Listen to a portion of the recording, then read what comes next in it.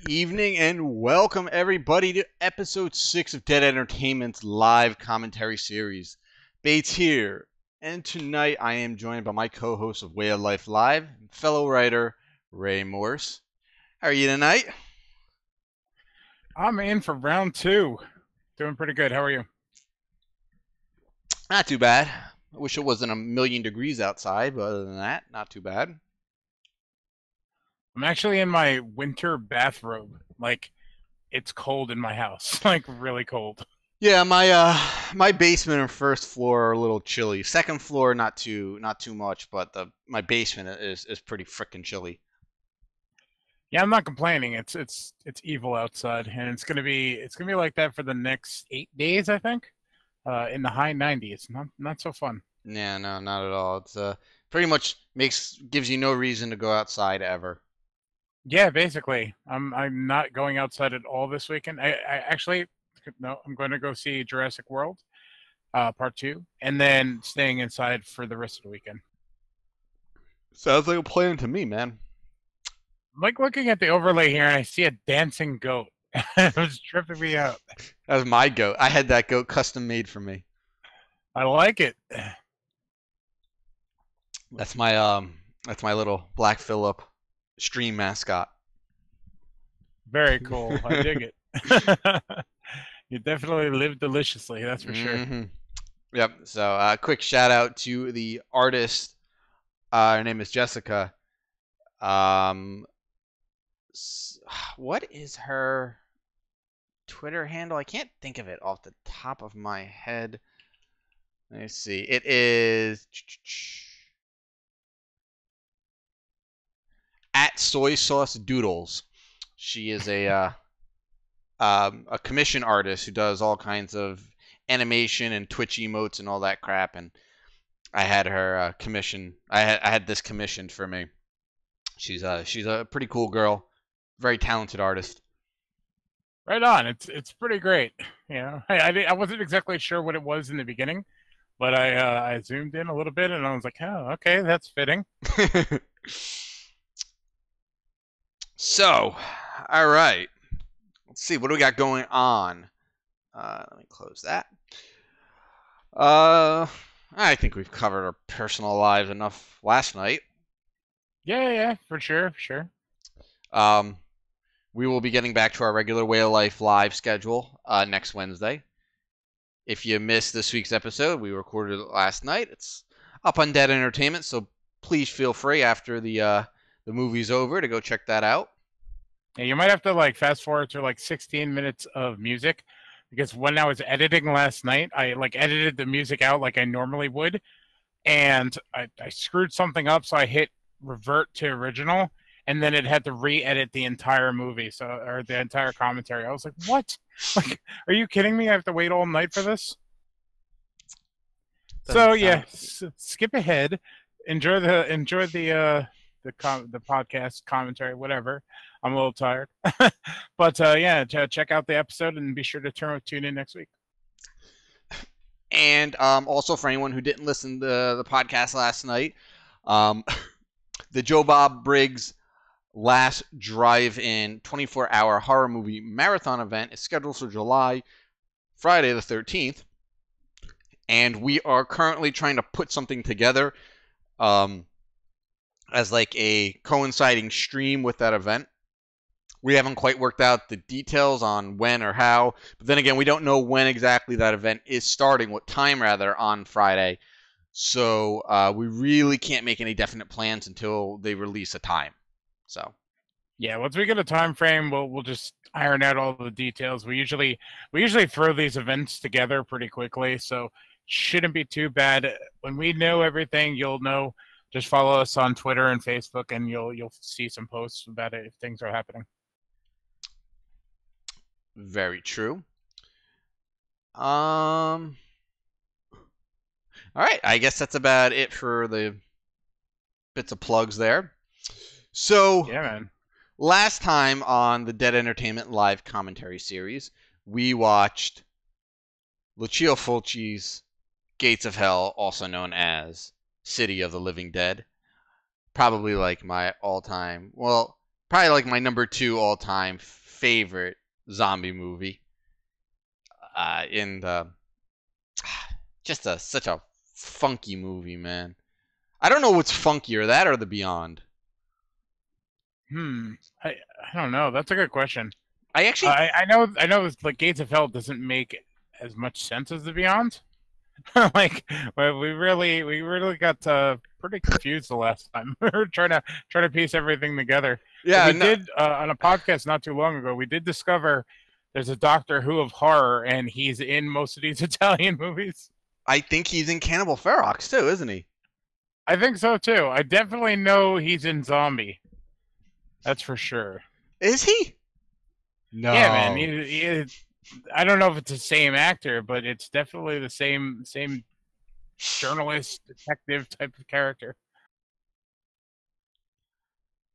Uh, uh, Maybe he is. You know, we're probably going to eventually do a commentary for Zombie 2, so honestly, we'll get there when it comes.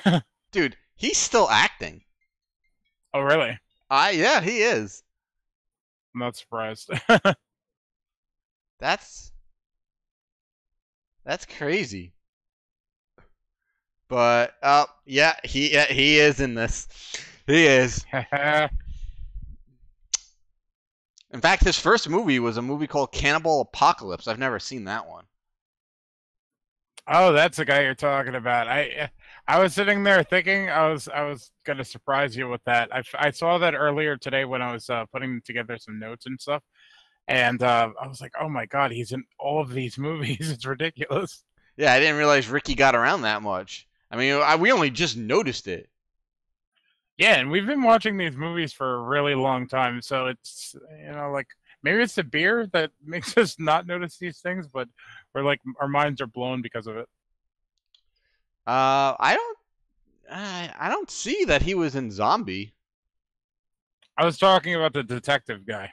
Oh, the detective guy. Oh, okay. There's always a detective or a reporter who's like an alcoholic. He's probably laid off or like fired from the force, and he's like going around these weird, strange happenings, trying to get to the bottom of it, but he never quite does in any of these movies. Gotcha. All right. So, yeah, so we had a revelation. 2 revelations, actually, during the last live commentary. So, there's that. But if you did miss that one or any of the previous live commentaries, they're all on this YouTube channel. You can go and find them and rewatch them and have some fun. Yeah, definitely. Or just tune in for the new ones. We try to do one every month, and it looks like everything's heading in the right direction for the month of July. We already picked out a movie, and maybe we'll tell you what it is at the end of the commentary tonight. Do I know what movie it is? No, because you thought it. We were talking about it on another stream, and then I was like, "Does it involve sharks?" No. Okay, I know. Yeah. Hey, okay, so you do know what it is. Oh, yeah. I don't know how bad it is. It's probably really bad, but I'm excited. Yeah. All right, moving on.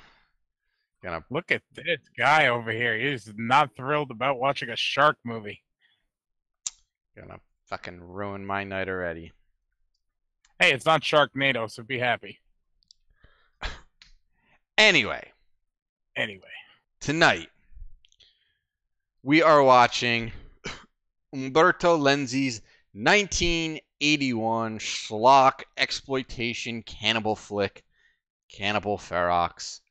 Pretty much a big old fat ripoff of Cannibal Holocaust, but effective and enjoyable in every way. I feel like Cannibal Holocaust kicked in that door, and this movie they made it more like an enjoyable flick. Like I remember Cannibal Holocaust was more slow, a little more serious, and this one I don't know. It had a more, I don't want to say fun atmosphere because it didn't, but it's overall I think a more entertaining movie. I mean, I enjoy both thoroughly, but this one's just got just that bitchin' soundtrack, man. Without a doubt. And you heard the intro song at the start of this podcast. We got a little funky. And by the end of this movie, if you've never seen this movie before, that song will be implanted and imprinted on your brain because they played a lot in this movie. They really do. And you're gonna be walking down the street tomorrow just humming it to yourself. And like I put it on yesterday once, and all day at work I'm going in my head, like playing it over. So how these commentaries work, for anybody who's never been here, we hope that everybody at home has the movie along with us, and we do a countdown as to when we start the movie. That way we can all kind of watch the movie in sync, and we just kind of Mystery Science Theater 3000 talk as we watch the movie, and live commentary. It's pretty self-explanatory at that point. So right before the film begins, we will do a countdown, and that will let you know when to hit play. And yeah, I just got to remind everybody, as usual, that we do not stream the movies on our stream.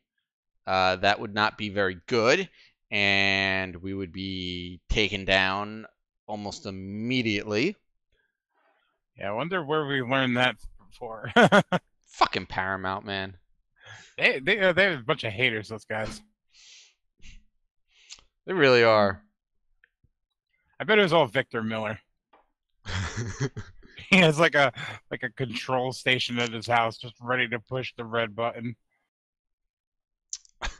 But that's how it works, and it seems to be people like this and enjoy it. And I don't see us stopping anytime soon. We got so many movies we could do, and probably will do at some point. So, yeah, I would say go grab yourself a couple drinks now, a couple snacks, and we'll be getting started in I don't know, probably about a minute or so. Got anything else to plug before I play the movie intro? Not really. I mean, like, this movie is kind of interesting because it was banned in many, many countries for a long time, and you weren't able to actually get your hands on a copy for an even longer time, at least one that was uncut. So, yeah, this is a very rare flick. A lot of normal, casual horror fans aren't really familiar with it. When it came to the voting process, we decided a week or so ago that we were going to put out the vote to this. It was either this movie or I Drink Your Blood, and we put it out to Twitter and Facebook. And like, we were surprised that the voting was split amongst the two. Like, Twitter, it was very big on I Drink Your Blood, and Facebook, everybody was like going crazy for the Cannibal. So Cannibal Ferox ended up winning, and that's pretty awesome to me. I'm only bringing that up because, like, as I said before, it's not a very super well-known movie to casual horror fans and such, and people were excited about watching Cannibal Ferox. So that's pretty cool that it's still floating around after all these years. Yeah, there was a time where it was just like in the 80s where every freaking month they were pumping out a new random cannibal movie. Like, there was like a good 2 or 3 year span where cannibal movies were the movies to make. They were so low budget, so cheaply made. The actors and actresses were god awful. The storylines made no sense. But fuck if people didn't love these movies. Yeah, and I still enjoy them. There's actually a new crop of people out there. We're not going to get into this too much, that aren't too fond of cannibal movies because of how they portray indigenous people. And like, I get that.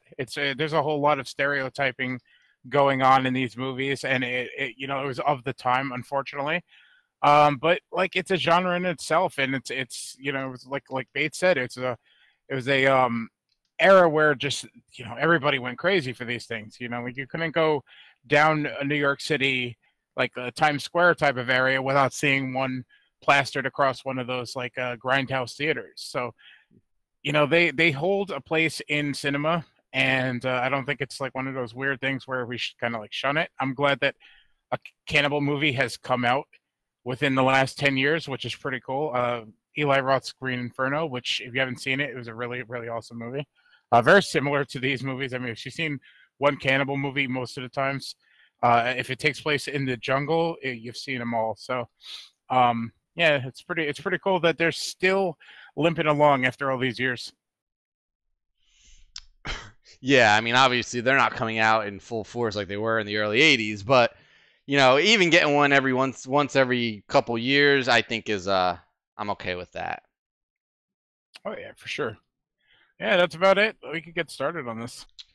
Sure. All right. Let's see. All right, got to play our obligatory 1970s fucking movie intro. Don't divide by zero here. No, I think I got it down pat, man. Let's see.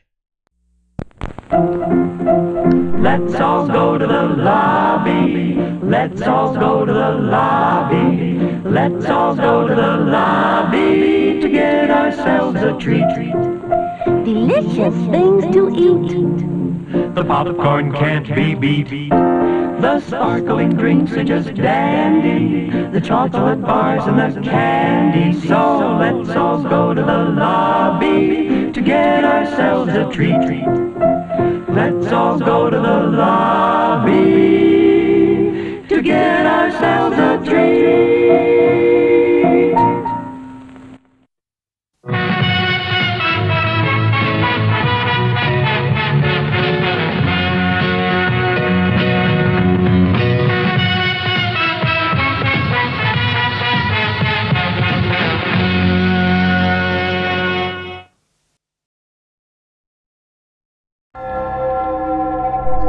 Hey, it worked. Very nice. I feel like I have to get up for work. Yes. And now when I go back to our other scene, the little Bed Entertainment splash plays again. Not too bad. All right, guys.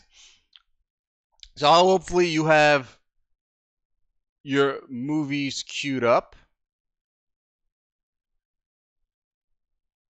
I And if you have. don't, go out and buy it. We'll wait. Just kidding. Oh, shit. Give me 1 second. I am actually just queuing mine up. Way to be prepared, man. Shut up. So like I don't know what it is when you played that little intro video with the lobby song. There's like this echo, this little reverberation in it, and at first I was like, oh, I got to tell him to fix that, but it's really haunting sounding. Like it sounds like it's like a ghostly version of the 1970s past. No, you know what it is? I think that for whatever reason, that the video itself actually has music to it, and I don't hear it. Mhm. And I have to play a separate music clip over it. Okay, and maybe that'll do it. But still, it kind of works. It has this weird ghostly feel to it. Yeah, no, it's I don't know why I can't hear the music playing, but whatever. Maybe I'll figure it out one day. All right, guys. So we will be starting the movie. So get ready. 5, 4, 3, 2, 1, play. All right.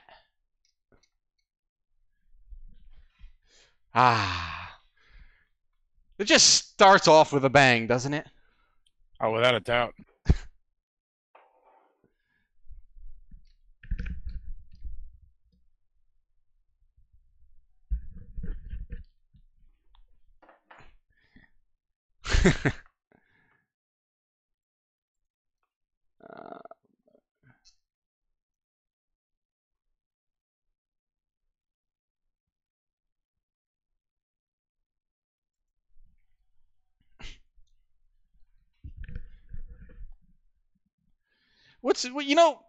This is the kind of soundtrack that, like, That was just everywhere back in like the mid to late 70s.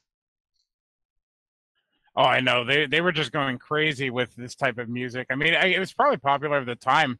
Well, definitely popular at the time, but like injecting it in the music in the movies is crazy.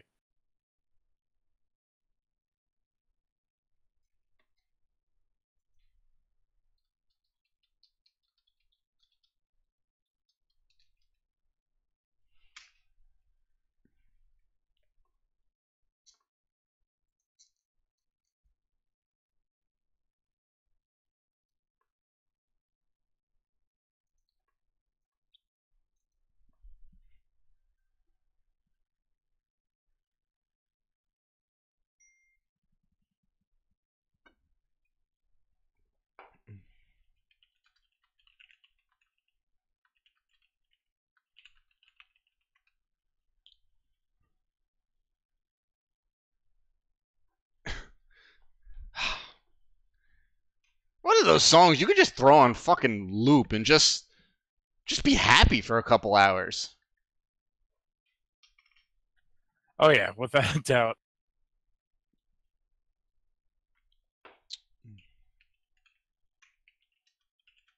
Can I have a quick update on time, real quick?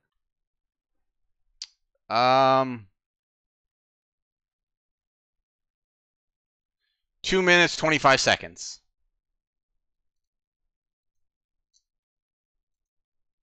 Thank you, sir. My whole player just crashed on me. I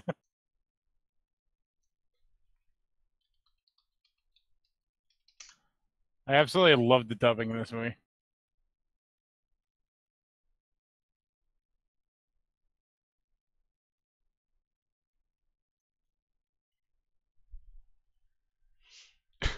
Well, the thing is that they're all speaking English in the movie. They just ADR'd over everything, which is what they do on every Italian horror movie. You can see their lips are speaking English, but Yeah, honestly, I really think it was because they, it was probably cheaper. They didn't have to do as many takes if it didn't sound right. The broken English coming from a lot of these Italian actors. dude, this blonde hair guy over here with the Swedish looking dude with the Hulk Hogan mustache. He looks like that guy right there. That dude looks like one of James Earl Jones' lackeys from fucking the Conan movie. Oh yeah, he does.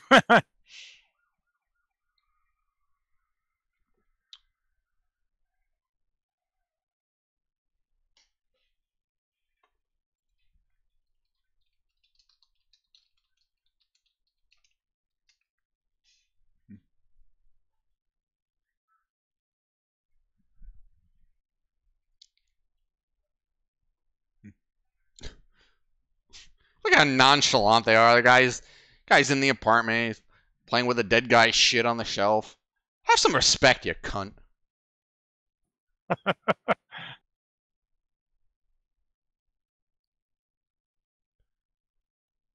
Like, imagine dying and some detective comes into your house and starts playing with your Legos. Hey. I mean, what good are they to me? And who says I have Legos? Oh, just a wild guess. Good one. So out of these two detectives, which one's the Doctor Who? Which one's the time traveler between them? Oh, it's definitely the guy with the big old bushy caterpillar eyebrows. Yes, I love this this theme right here. There's only 2 songs in this whole movie. We heard one and we're listening to the second one right now. These are the only songs in the entire movie. Such an evil song though. It's really creates. Yeah, you don't get fucking scores like this in movies anymore. It's just I raw. I don't know why. Like I know there's been a resurgence in like John Carpenter like scores, which is cool, but I'm waiting for the Italian horror scores to really make a comeback. You know what it is? This score just sounds so raw. It's not polished or anything. It just sounds raw and gritty and just filthy. I don't know if like you understand what I mean by like the music just sounds filthy, but it is like the best type of music for a movie like this. Oh, absolutely agree. I see where you're coming from.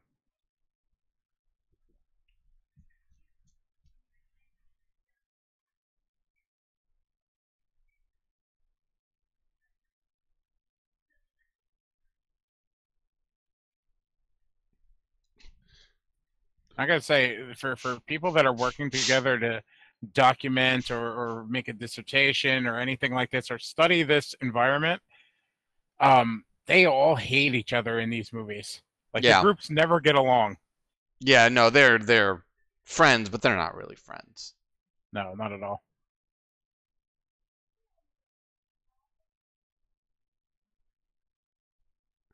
That guy creepy as fuck. I love it. There's no shower here, but in my private home, well, you got that creepy fucking pedo mustache too, man. Yeah, the mustache does him in. He has like my favorite line in the movie too. It's coming up in a second.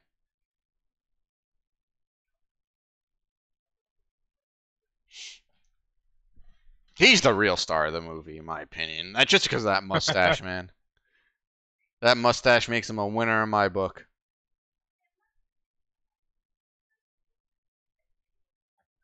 Like I know these movies aren't super popular, but like the legacy these films have, like I wonder if these people that are in this movie kind of like understand that, or at least realize that it's as big as it is.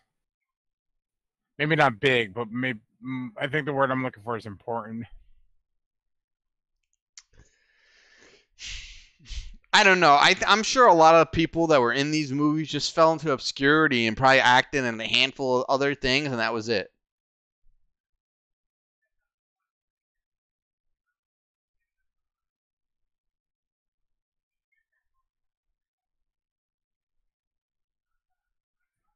Yeah, there's a show that I listen to. It's a podcast. It's called how what was it? It's by Matt Gorley. I was there too. It's called, and it's basically he goes around interviewing like lesser stars in bigger movies or important movies.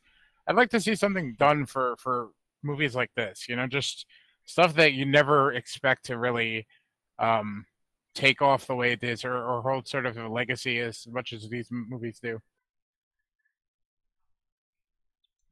Yeah, like the chick who played One Eye in Thriller. I mean, you think she really went on to act in anything else? I mean, probably not a lot. I think her name's Christina Lindberg, if I remember correctly. She still does cons. I'd like to see like Dave or somebody bring her over here. I forget which country she's from though.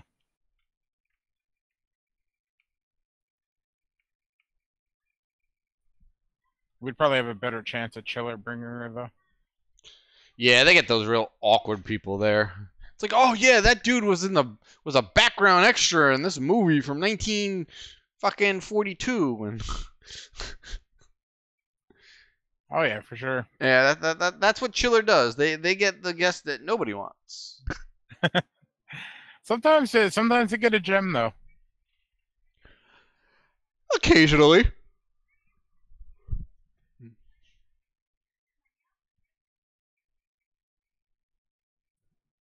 I love how casual she was about that. You can't believe everything you read. You only went to these jungles to kind of like research this, you know, this potential cannibalism in these tribes and such. But you're doubting it. Like most immediate, you travel all this way, and now you're like, it's probably bullshit. Yeah. Yeah, well, they're always really nonchalant in these movies.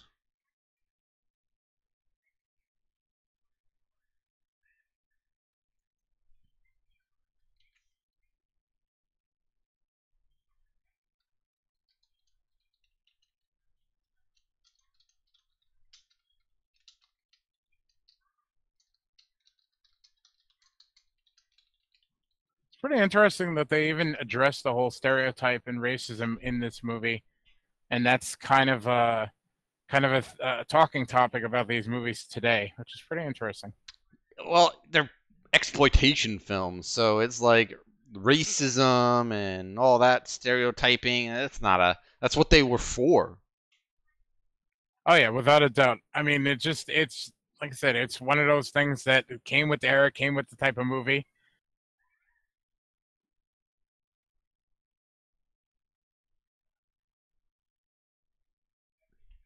That's the biggest freaking butterfly ever.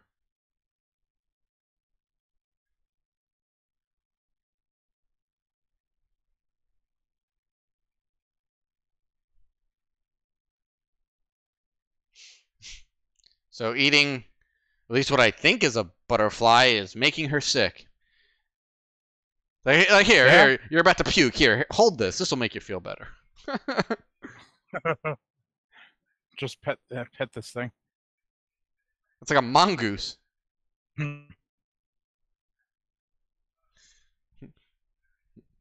Oh no, the squeamish little white girl is about to throw up. Hand her a mongoose.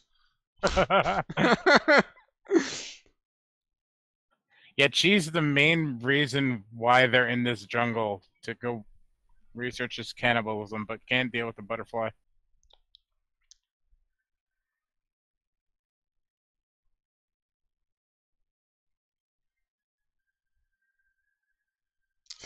There's one thing that this movie does have. It is quite a lot of animal abuse. Yeah, that's the one big downfall to a lot of these movies of this time. They actually most of the animal cruelty and such is real within this film and other ones, but a lot of the newer versions of these movies kind of they give you an option in the menus to like turn that stuff off, and I don't know. It's really weird that they did that. I don't know if it was just for the next level of exploitation. It was all shock value, man. Yeah, or like, because they make it a point to show you in frames and stuff that it's all real. These were real animals, and they were not pulling any punches. Ah, there goes the liquor. How did a bottle break in mud? What was that bottle made of? Sugar? Like sugar glass. Seriously.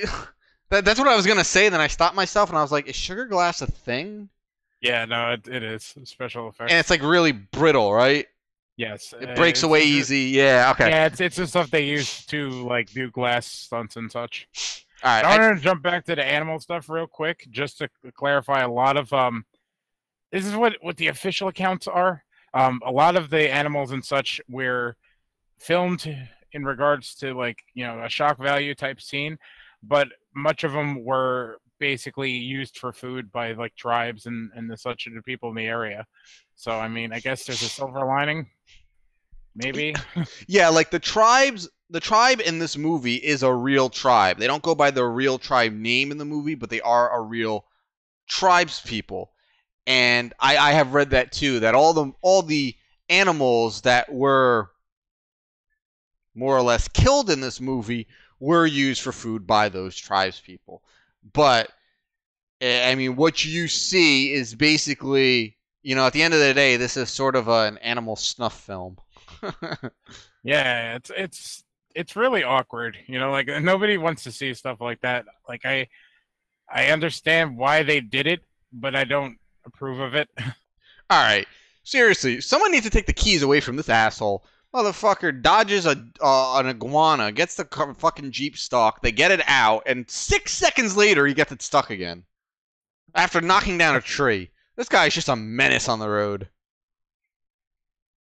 And didn't the blonde girl just pass him a joint? Like, I think that's the last thing he needs right now. Yeah, maybe it was a good thing that bottle of booze broke in the mud. That is going to bother me. I didn't notice that the last time I watched the movie. I drop bottles on fucking tile floors and they bounce. This guy drops a bottle in mud and it shatters like a fucking Fabergé egg.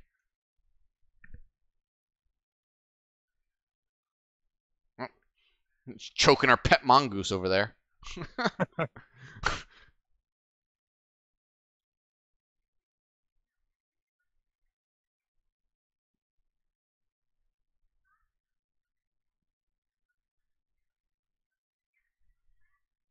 How do you kill a parrot with a cracker? What, are you poisoning the cracker? The fuck kind of line is that? Kill 2 parrots with 1 cracker? Who wrote that shit? like my guess is an Italian who thought it was like an Americanism. They're like, oh, two birds with a stone. That doesn't make sense. Two birds with a cracker. No, two parrots with a cracker. You know what I mean. Oh, there's a lot of just random shots of these monkeys, man. Those monkeys get great. more screen time than anybody in this movie. I want one. Oh, one You know, one of the tribesmen actually has like a pet monkey, and he just kind of hangs out with it. It's like Dr. Evil with Mr. Bigglesworth. It's just this creepy tribesman with a fucking monkey. No reaction. None. none at all. Just this creepy tribesman hanging out in a loincloth in the jungle, eating giant fucking, like, Hercules beetle larvae. That is gross. See, that dude's in the zone right now. He's just like, all right, I'm getting a paycheck. Just put it in my mouth and eat it. Like, this is Fear Factor before Fear Factor was a thing, man. Yeah, honestly, like that's more intriguing to me than the movies. Like what these people went through and such. And like I read a little bit more about the Green Inferno when Eli Roth went down there, and he had, he employed a tribe to play cannibals, and they basically used some of the film budget to like reinforce their homes and like weatherproof them a little bit. And hopefully they got a little more competition than that. But it was really cool to hear the stories of how it was dealing with them and how it was when they weren't filming and such. And it's kind of interesting. I didn't know that. Yeah, like there's pictures and stuff of them playing games and things like that. And like they probably can't even fathom what these like Hollywood people are doing there, but at least they're making it fun. All right, so those three people just slept on the fucking like Amazon floor at night. It didn't look like they had a fire going. They didn't have anything to get them off the ground. Those three people would not be waking up in the morning in the real life. Not here, definitely not. Like, you can't just be like, ah, this looks like a good spot in the middle of the Amazon jungle and just take a nap.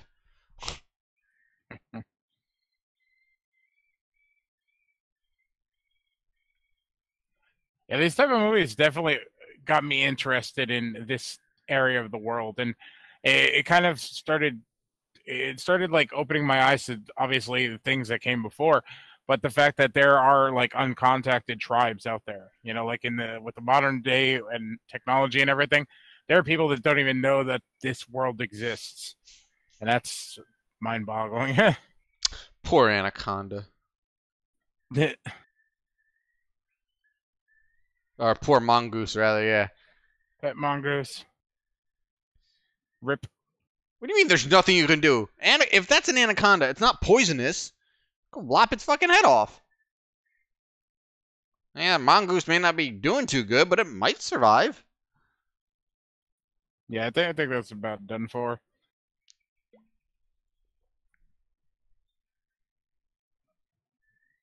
The B-roll on this must have been cool. Like they must have just been hanging out and look, fucking anaconda wasted like its food, didn't even eat it. Just wanted to kill it. What a spiteful cunt of an anaconda. Savage.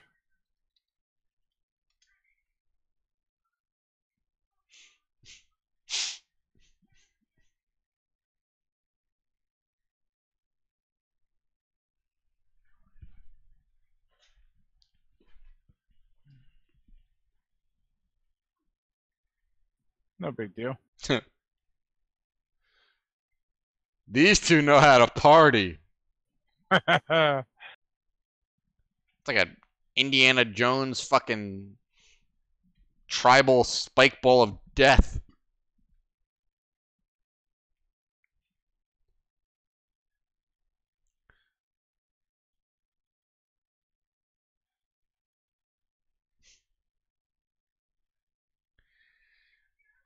What was in that guy's chest?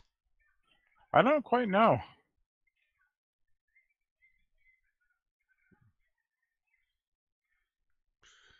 The Amazon jungle, where you can smack a bitch and Well, where you can smack a bitch.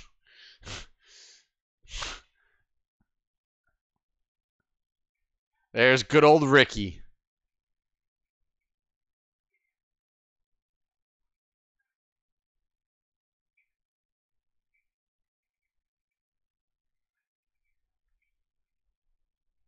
Oh, Ricky.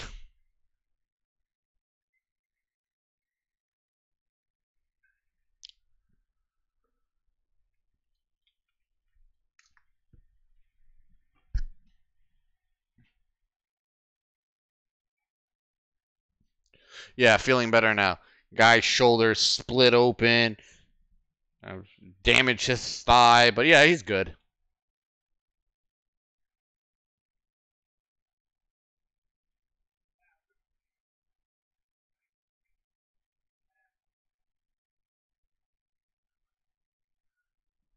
Isn't everything.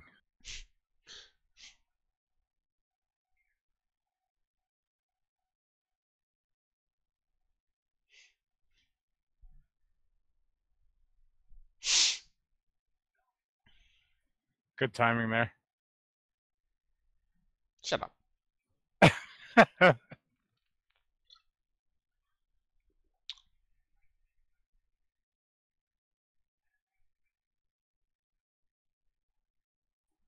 Yeah, as that's being mentioned in chat, there's like a sequel to this, but it's one of those weird situations where a movie's made and they're like, oh, let's cash in on the success of this movie, and they basically just retitled another movie part two. They did that with Zombie. It's called Zombie 2, which is like an unofficial sequel to Dawn of the Dead, as weird as that sounds. Yeah, well, they do that with a lot of these weird exploitation flicks. I mean, you know, if you look around, there are places that say House on the Edge of the Park is the unofficial sequel to Last House on the Left. Yeah, it's hard to keep up with, especially with all the titles. Like this movie's called Make Them Die Slowly, and probably has another 15 titles to it. Yeah, especially in Italy. Oh yeah. Gotta say, man, this guy's a pretty good actor. Like we've seen him in 3 movies. Look at his deadpan just stare. It's just. Oh yeah. And I like how he talks. His lips move, but his mouth doesn't move. Like his teeth don't ever separate. Good old Italian flicks.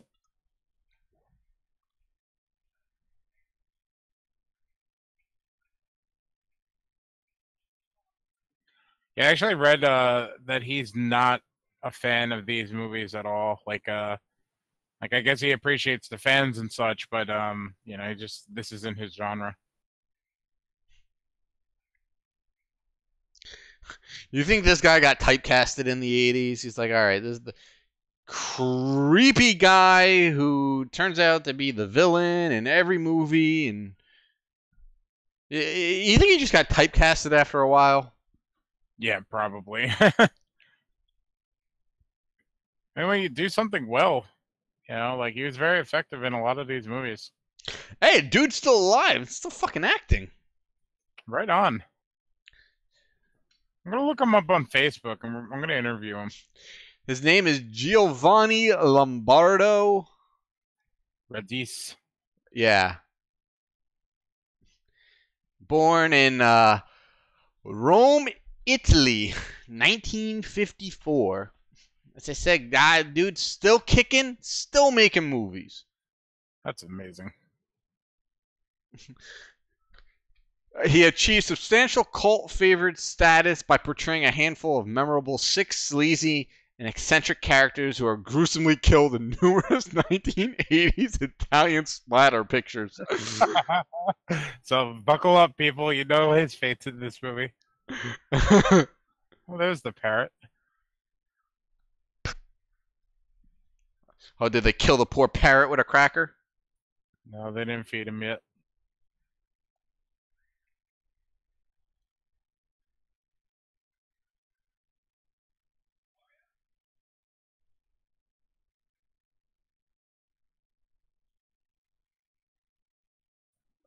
We need to get Gray Matter to do a Cannibal Ferox poster.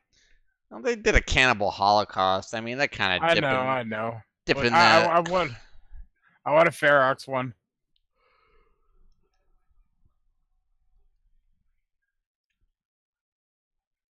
His facial expressions never change, do they?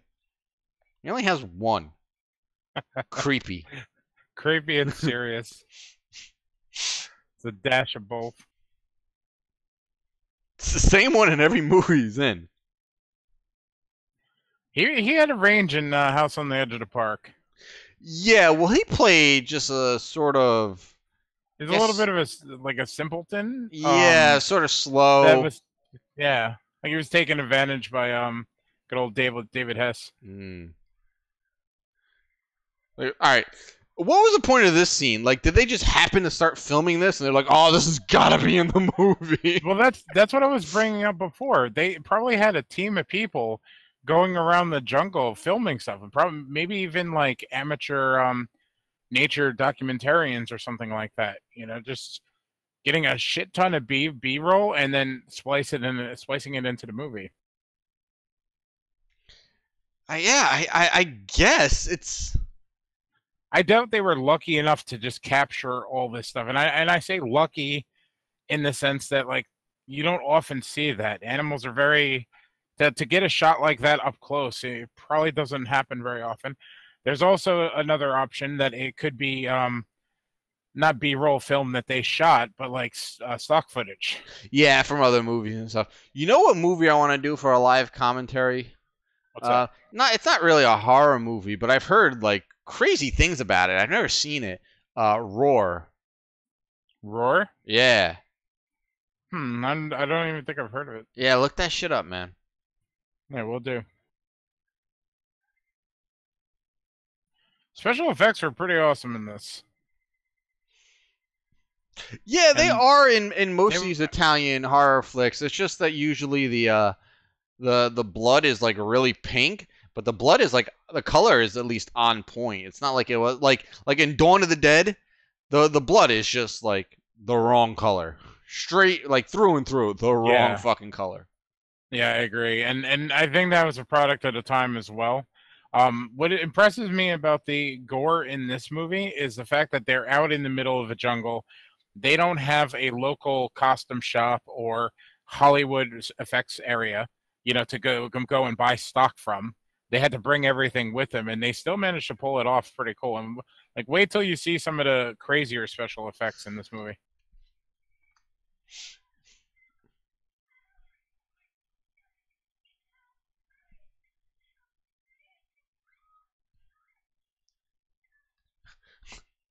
He's like, it's a little piggy.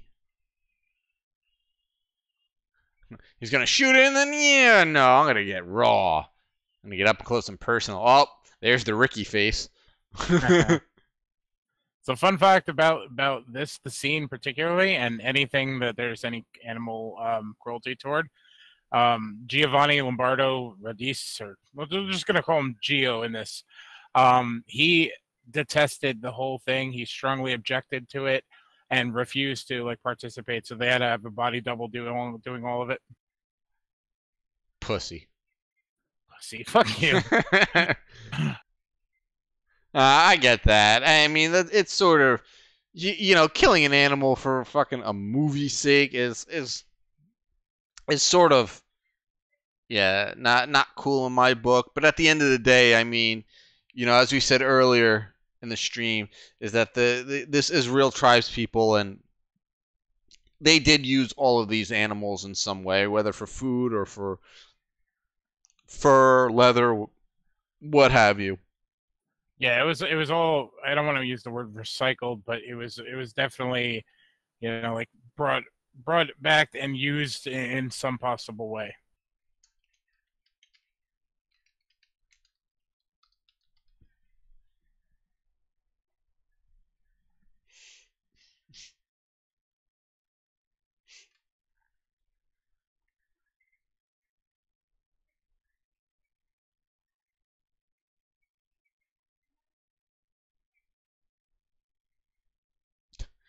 She doesn't have any facial expressions either. She's just fucking as deadpan as they come. Like, if I didn't know any better, I would think that was like Bob Newhart's daughter or something.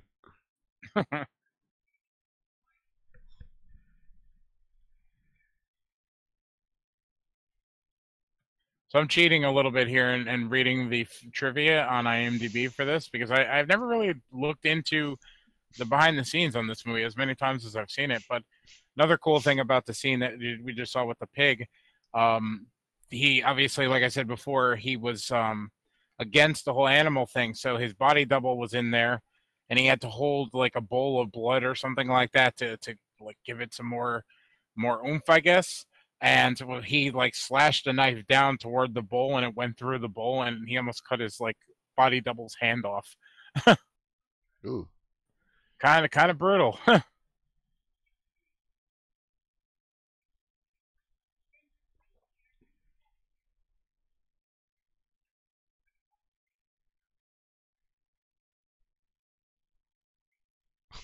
Listen, twat.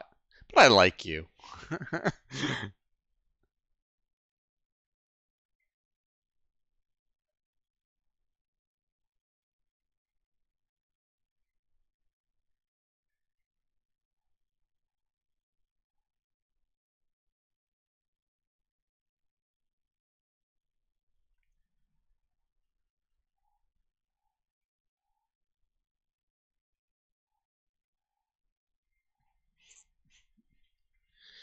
Like, I've seen this movie a dozen times, and I still don't understand like how they got to this point. Like,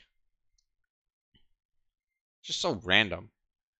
Well, like got to the hut area and such. Yeah, it's just and the tribe is just hanging out there, and obviously, I mean, if you've seen the movie, they already got hate for the white man, and then this happens. This dude called this chick a twat a minute ago and pointed a gun. Oh no, he was pointing it at Gloria. But still, like it seemed like he didn't take. It wasn't didn't take any effort to get this chick naked, and she's got some amazing tits. Those are He's the, he's like the Tom Atkins of Italian movies. I guess it's. Have you ever seen Tom Atkins in what the fucking any movie like Halloween 3? Like he like gets what no fewer than 5 women in that movie.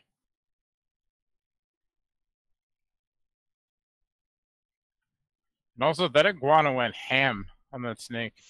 Yeah. My God, that was vicious. That was a hangry iguana. It's like that Danny Trejo commercial with Snickers.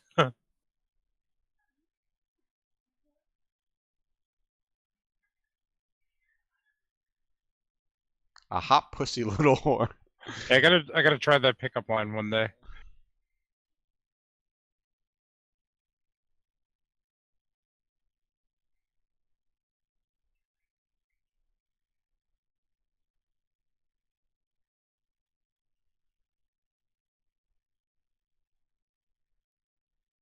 That dude just went into that lake, that river, and just like grabbed this giant tortoise.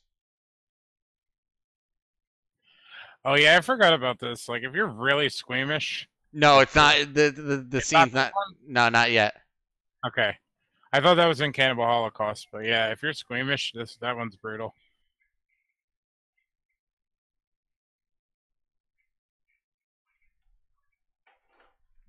She got like evil really quick. The hippie chick. Yeah, she did.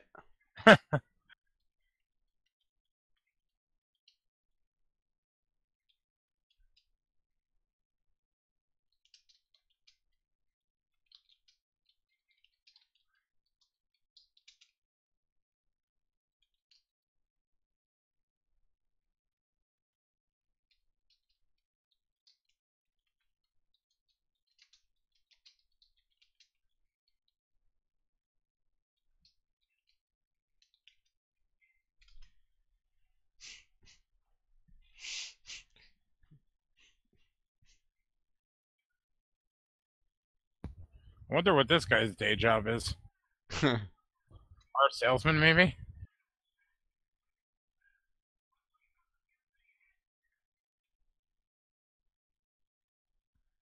I like this death scene. Oh.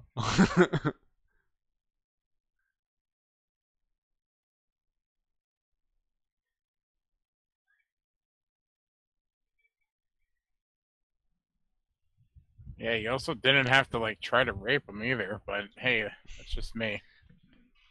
He's just doing what David Hess taught him. Oh God, this is an unofficial sequel.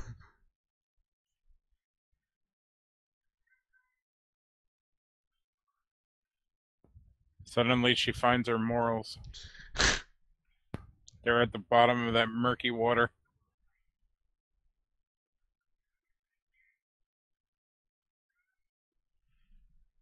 That guy just, I don't know. They That guy dropped their just. they dropped their beef really quick too. They're like, all right, we're cool. We'll discuss this later. Had a relapse. He was fucking like on his deathbed a couple hours ago. What do you mean had a relapse? When was he getting better? Hmm.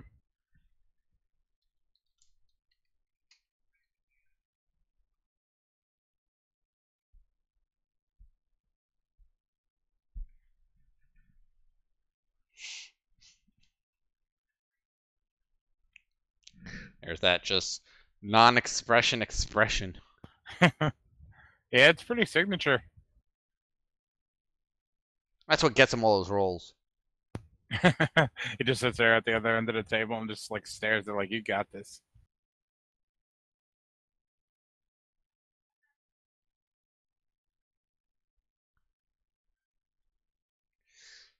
That was part of the casting call. We need people with no expression. And one hell of a gaze. Oh yeah, that came up pretty quick. All right, so yeah, this is the scene. If you're squeamish, look away. Yeah.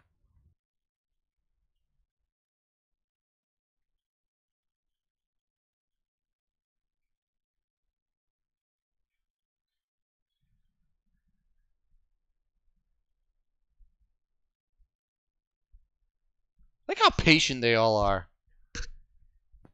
I mean, it's something that they do often, I'm sure.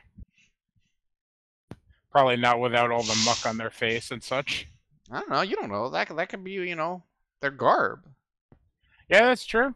But it seems like a very Hollywood thing to do. Like, Not put really. a bunch of dirt on them. When you're thinking about it, well, it's like it's dried mud, and at the end of the day, it acts as sun protection and bug protection. Fair enough. Mud Shut is me up. mud is natural repellent against the sun and bugs. All right, now I know what I'm gonna do when I go to the beach. Living Get it up in the sunscreen. mud.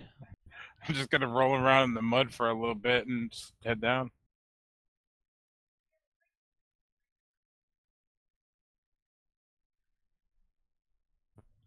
You know, I've been watching this. I don't know where that guy came from.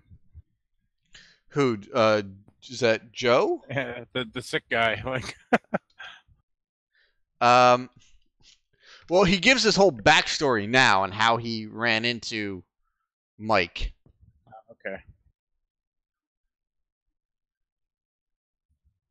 Oh, cut to exposition. Actually, you know what? At least they filmed some of it. Yeah, I mean, at least it gives the movie a little bit more background. Hmm.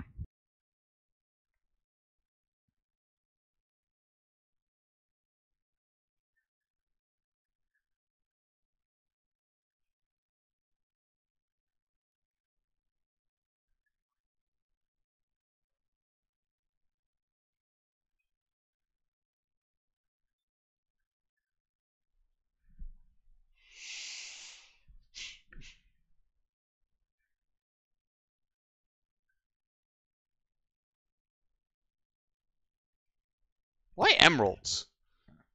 Why not gold? Diamonds? Why emeralds?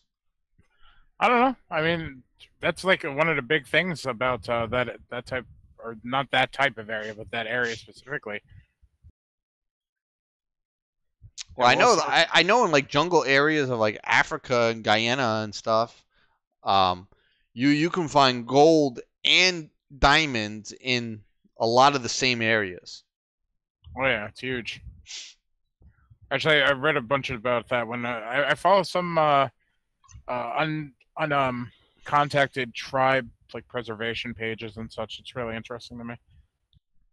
that's like one of the biggest things that these like illegal hunters and such they go down there for.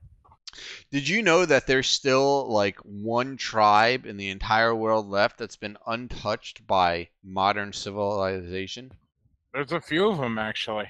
Well, I mean, there's one that That yeah, that's a complete they completely off. there. I think you're right. I do think there's two or three, like in the Brazilian jungles, that have had contact, but they don't. They're not violent or anything. They just like want to be left alone. There's Yeah. there's a group. There's a group of tribesmen. I don't know. It's like between I guess 100 and 150 of them, and they live on this island. It's called North Sentinel Island, and it's like way off the coast of India. I think it's pretty close to Sri Lanka, and they attack and kill anybody that even comes close to the shoreline. That's intriguing. Um, yeah, it's pretty crazy. I think the island is owned by India, and the Indian government has made it like completely illegal to even sail a couple miles within the island. Yeah, there's a lot of fighting within the governments of like different areas. I don't know the countries offhand, but they're all always trying to like take the land and such. And then there's like poachers and this and that. But one of the biggest things is like they don't have immunities to the stuff that most of us do. So it's immensely dangerous for any of us to like even come in contact with. Crazy to think that people still live like that, but it's their way of life, man. It's Yeah, for sure. some of them don't want to change, and if they don't want to change, don't make them change. If they ain't Yeah. bothering you, they ain't hurting anybody else. That's the way they've been doing things for probably hundreds upon thousands of years. Yeah, it just amazes me that there are ones that don't even know of what's out there. That's the craziest thing to me. Like, yeah, I forget the name of the area, but there's like some drone shots of them. Like, there was a big thing maybe about a year ago. I saw those. Yeah, they had some drone shots, and it reminded me of like the new Star Trek Two. There's a scene where they're like in the very beginning where they're like in this weird alien tribal area, and it's the same sort of situation where they have major technology and they shouldn't be like meddling in an area like that, but they are kind of like reflective of what the humans do, like Oh, modern day humans. that'll ruin your weekend right there. Seriously.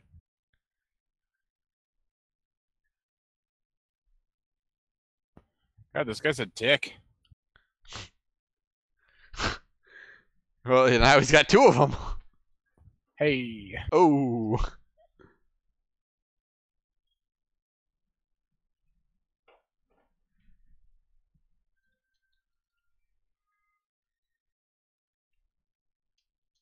That look though.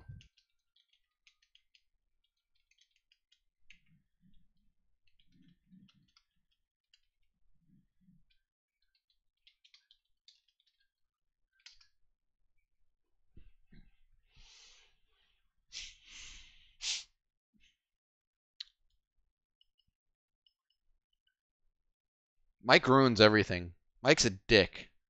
He's like Chad. Don't be a Chad.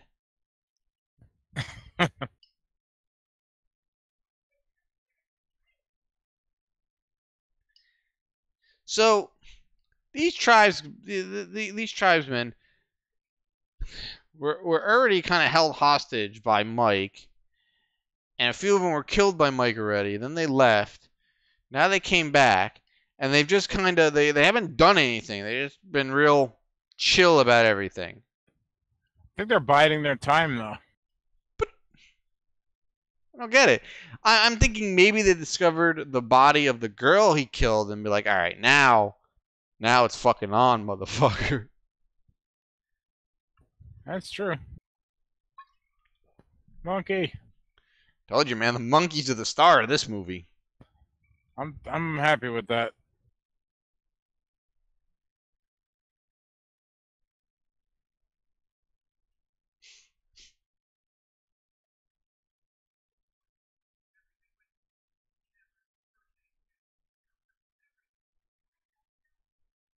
Why would you keep? Why would you bring $5,000 with you into the Amazon?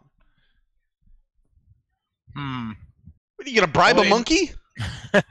In the beginning, they did say that, or the girl said that she was going to exchange cash. So maybe it was a situation like that, and they kept a little bit later. This is 1981. They're in like the Amazon jungle in South America, somewhere around Paraguay. Oh, I know, but Do you when they really first... fucking think you need $5,000 down there? Oh, definitely not. Definitely not. Especially that year. Yeah, seriously. South America in 1981. Yeah. Yes. With a shot of the towers, right? I just glanced over, so. Every random awkward cut of New York has this song. Now we get a random character who honestly will mean nothing for the rest of the movie. You'll see Yeah, her seriously. again. You'll see her again, but she does not add anything to the story and is 100% useless. They just needed some more shots in New York, I guess. I don't know. Well, I think one of the goals of this movie was to Americanize it quite a bit. Like, I believe I read that Giovanni used a different name in this movie, so it didn't appear like it was some foreign film or anything like Yeah, that. well, he has like his stage name. It's like John Morgan or something. Yeah. He will always be Ricky to me. Seriously. Like, I think we need to like try to get him at Chiller now. That'd be pretty awesome. Yeah, it would have been cool if they got him at Monster Mania, the one con that David Hess was there. Yes, I'm still regretful of that. Yeah, it was upsetting. He didn't have anybody at his table. He was the Kincaid of that show. Now I've seen a couple of his times where his line was pretty hot. I am still trying to get Richie's autograph out of him. One day it will be mine. Oh, Richie has a David Hess autograph. Yeah, he's got I want to say like a really cool, unique what is the last house on the left flat? He has autographed. I think he got an autograph by the other people too. Dude, and all that shit he gets at the conventions, the autographs and everything, they're in like a closet somewhere under his fucking bed in his parents' house. You know, man, when he was sick and like back home from the hospital, he basically got a bug in his ass or something and decided to start hanging stuff up. And he's making his area look pretty cool. I told him to clean out the basement, make the bar like because he's got a bar down there, clean it up and like adjust it and hang everything up downstairs. So he started taking advice and buying frames and such. Interesting. Yeah. Speaking of which, when he gets back, I need to get that frame from him so I can frame my Cannibal Holocaust poster. Yeah, that was nice of him to offer it to me, but Yeah, I need a real movie one sheet poster. Yeah, you got a huge poster. The Star Wars on that, and the Revenge of the Nerds one. Yes. And if you remember, I have one that's twice the size of both of those. I'm forgetting. My double-sided vinyl high fidelity poster. Yes, that's right. That's the one that I had to pick up from your house, right? That's the one I was asking everybody to pick up from my house so I can have John Cusack sign it. Because I was coming home from Asia that morning and I couldn't make Monster Mania. And then that was the time fucking Richie was like, "Oh, I'm not going." And then fucking a couple hours later, we find out he's down there with fucking John. Yes. I was so mad.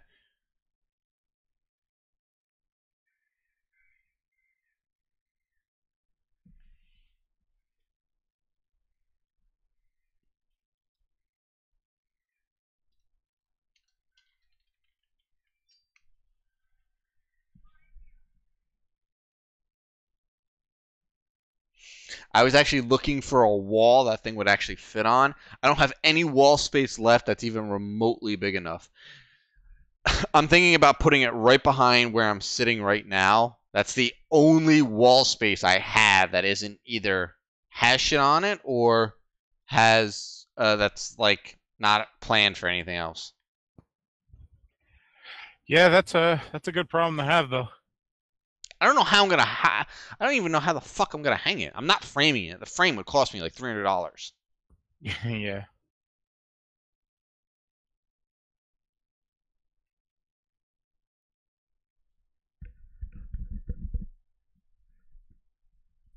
I definitely see the appeal of making these movies because the production value is already there, and you basically have to like pay for travel and food.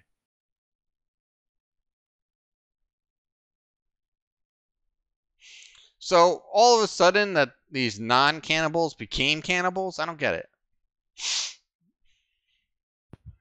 Maybe it's like a disrespecting thing, you know what I mean? Like these people are like raping and pillaging their village and such, and this is kind of like the way they desecrate, as retaliation, maybe.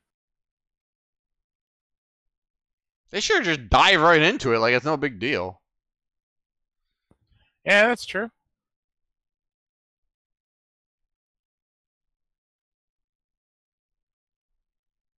Wonder what they're eating. I like how they just grab some organs and they're just like, yeah, all right, leave the rest of them. Fuck it. I got some entrails. I got a liver. My buddy over here got a spleen. We're good.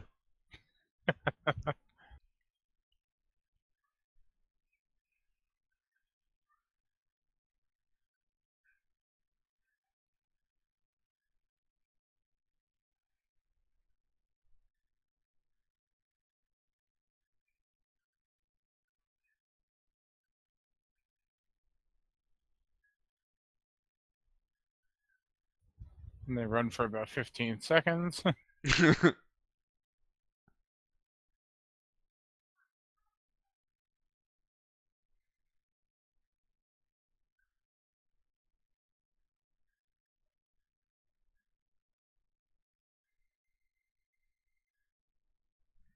Oh, sorry. That was my fault. Hmm. That was my fault.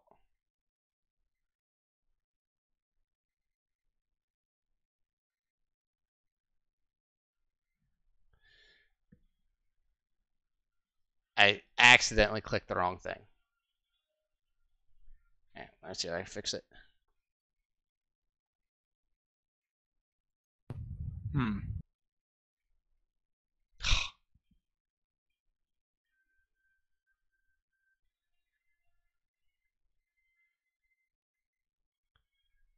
Ah, that sucks.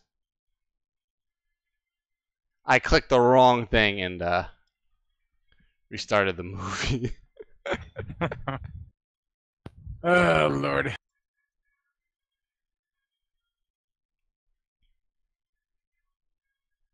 You have a time? um,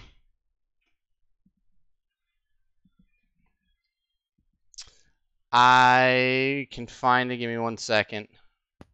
Technical difficulties, people. Yeah. Pause your movies. It wouldn't be a live commentary if we didn't have some sort of issue. Usually it's my connection dying and me cutting out.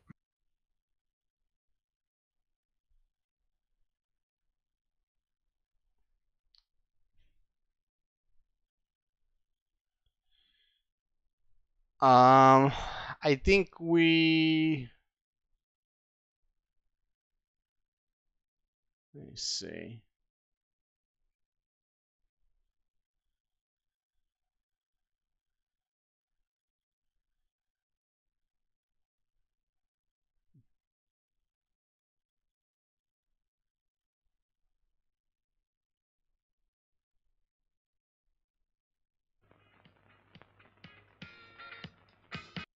All right.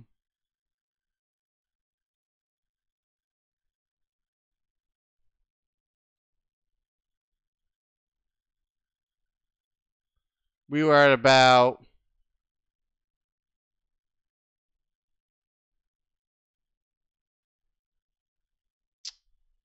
I would say about 54 minutes in.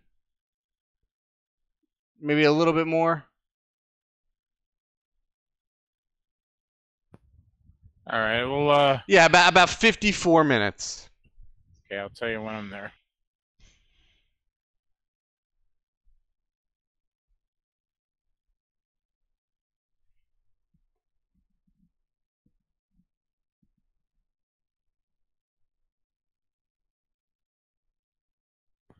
Okay, I'm ready. Yep.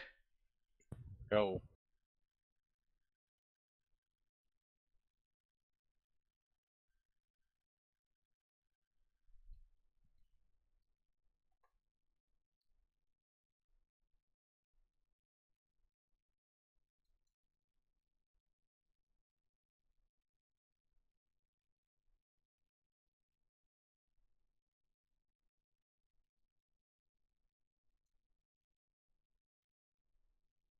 All right.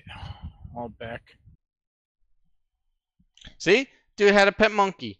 Just hanging out there with his pet monkey. Yeah, it's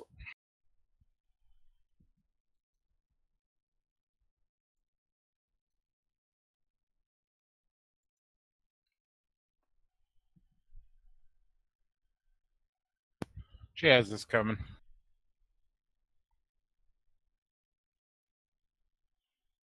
And dude's cold.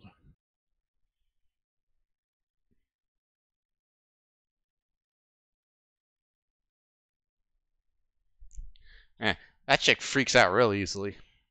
Yeah. Just a leech, dude. Chill out. Also, I'm gonna go back to that scene after we're done, and I'm gonna make that monkey my avatar. Had a great facial expression, unlike Ricky over here.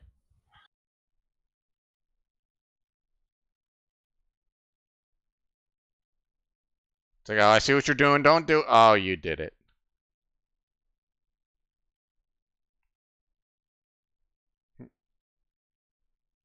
Yummy.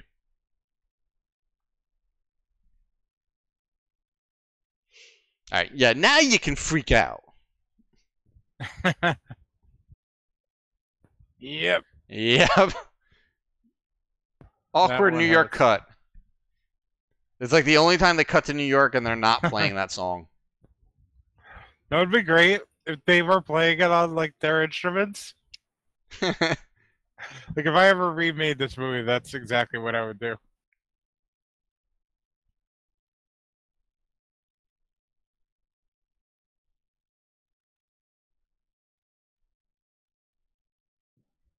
I swear all of the New York scenes could be cut and it wouldn't matter.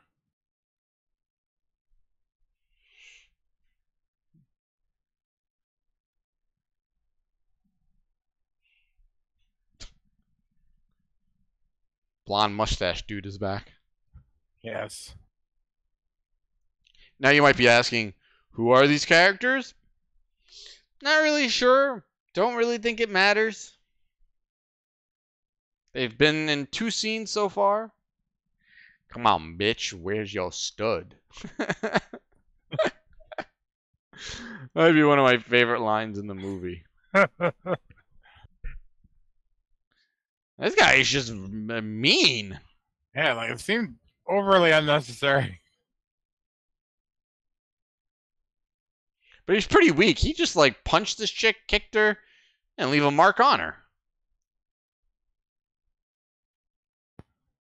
Really paranoid.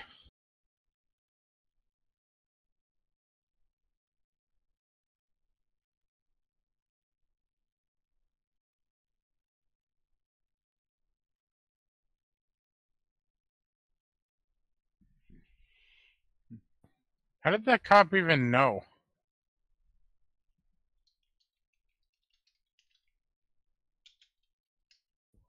Or is it the time traveling detectives? Yep. They knew because they came from the future.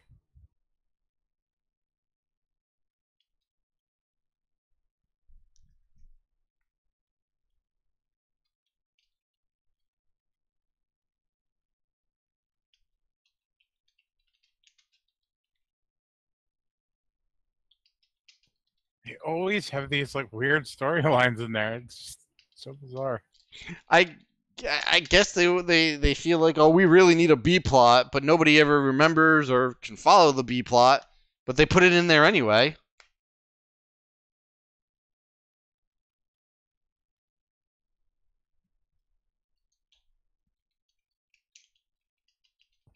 Like, I wonder if it was a thing where they're like, murder mystery movies are hot now. Let's add that in there.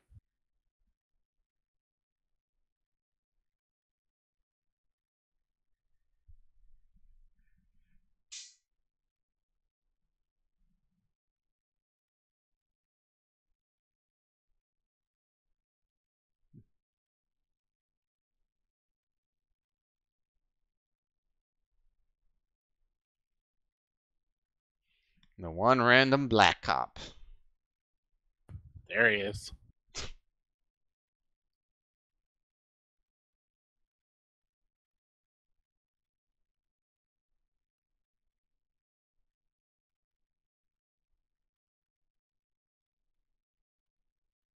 I like his facial expressions though.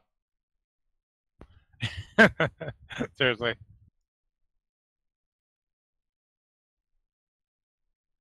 Wah wah.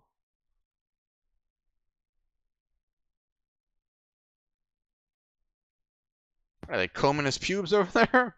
Yep. And my song is back.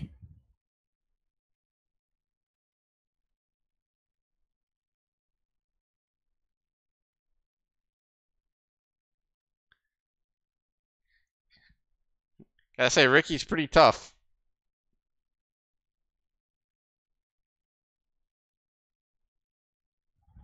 Yeah, I mean, like with all the stuff that he did in House on the Edge of the Park, he had this coming. Yeah, pretty much.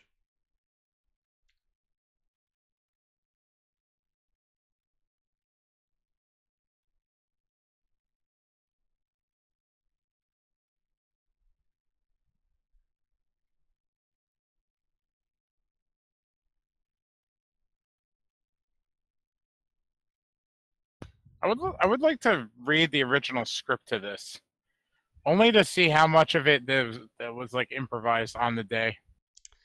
Yeah, I'm sure there really wasn't much of a script. I'm sure it was just like some notes on a cocktail napkin.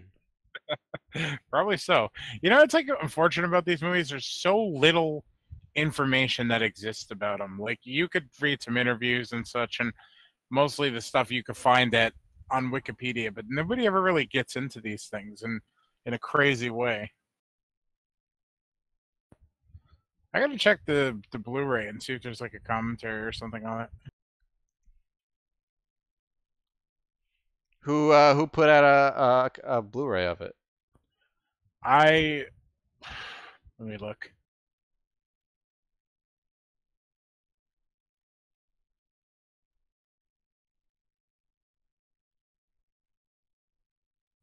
Grindhouse releasing. That answers my question. It's probably jam-packed.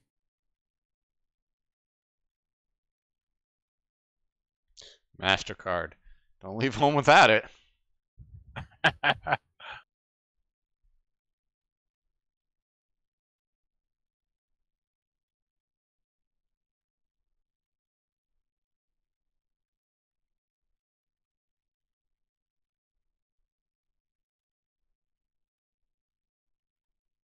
Yeah, he's got the right idea.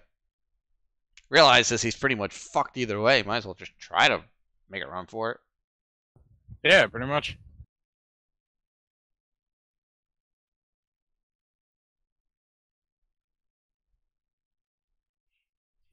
Tell the blonde chick, she was good at it.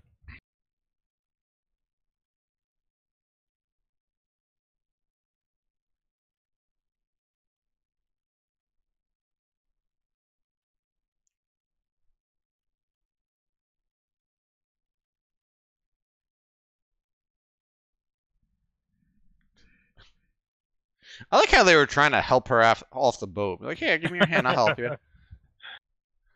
Not. Like, what are the only few? His plan's very bad. Like, you throw yourself in the water and scream to distract them. I'm running away. Bye, bitch. Dick moves 101. Like, I can understand, like, the two of them leaving Ricky behind, but good lord. What did she do wrong? I could see the blonde chick being left behind, too. Oh, yeah, she deserves it.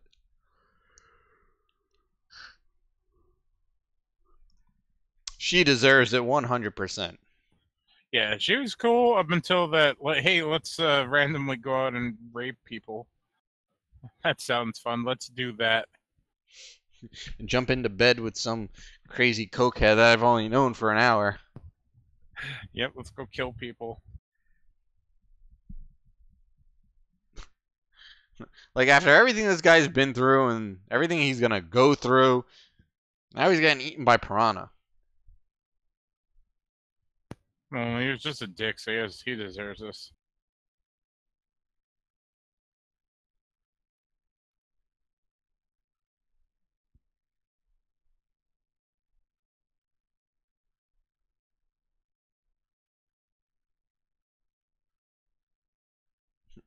Why are you screaming at them to help you? They're trying to kill you.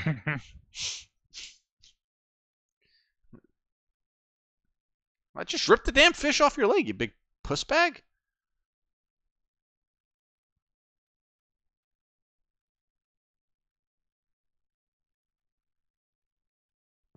He helped him, alright? Yeah, they knocked him out. Or, I guess, killed him? I don't know. You don't ever see him alive again. I guess he's dead. Poison dart? Yeah, that must have been some really insane poison to fucking kill him that fast.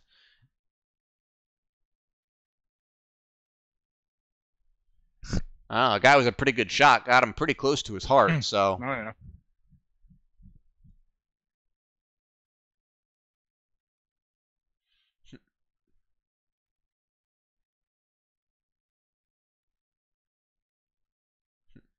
You know, for a dude who lost his pecker, he's in pretty good shape right now. Yeah, his facial expressions hasn't changed still.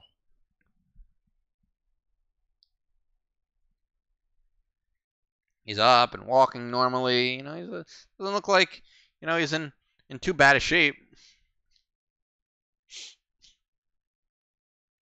I like how they help them up on the dirt mound. Yeah. Watch your step. Don't want any accidents. Don't want to get sued.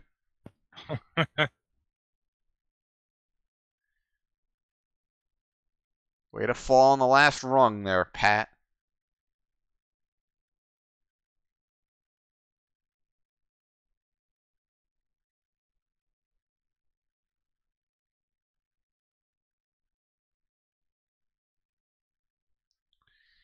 Yeah, well, you should have thought of that before you started doing whatever the fuck you were doing.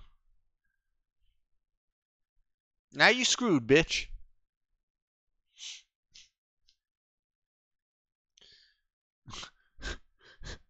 I love how this guy is still pleading for help. It's like, yo, give me some water. I'll kill you, but give me some water. Like, I think he's undiagnosed bipolar.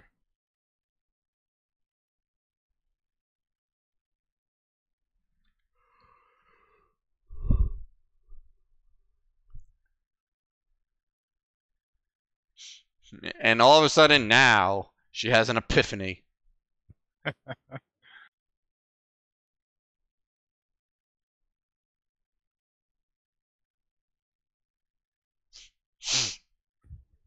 They got some good social commentary in here. It's very on the nail, but it's way more than you'd expect from like an exploitation movie. Now, were they legit trying to feed them, or were they just fucking with them with this?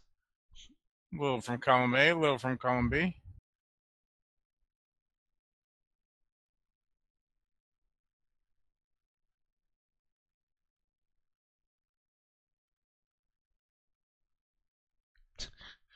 We're about to be killed and probably eaten, so let's sing.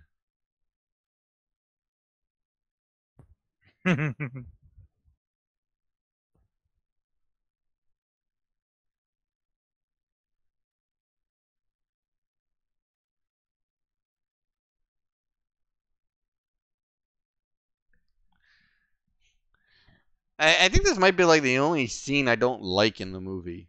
It's just Yeah. like I get what they're trying to do, it just doesn't work. To me, it screams like these two actresses also sing, and they're like, "Can we fit that into the movie somehow?" And they're like, "No, no, that doesn't make any sense." And they got all pissy or something like that. It was in their contracts. They're not doing this shitty movie unless they can sing. Like I see some of that where like actors and actresses that double as singers and have like a musical career, like all of a sudden you find them singing in a movie or something like that. And you're like, what the hell? This obviously was written because they requested it.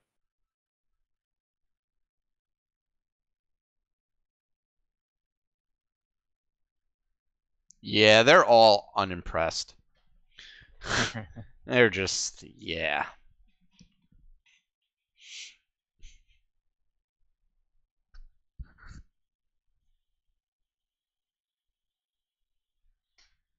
It's also a nice calm before the storm.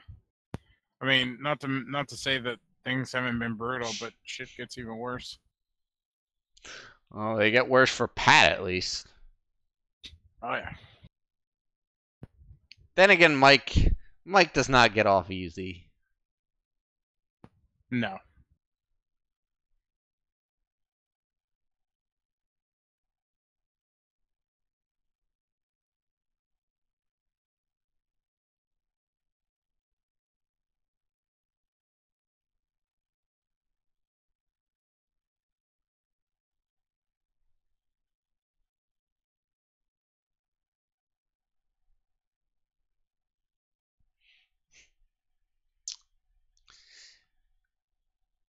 Mustache Man needed to be in this movie a lot more. Yeah, I agree.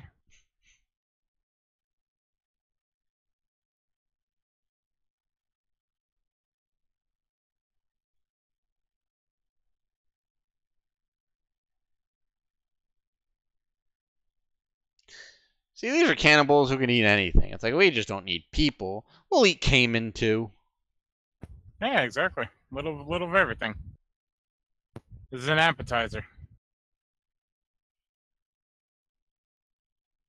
I like how they just rip guts out of animals and just hand them out. They don't even cook them, they just hand them out.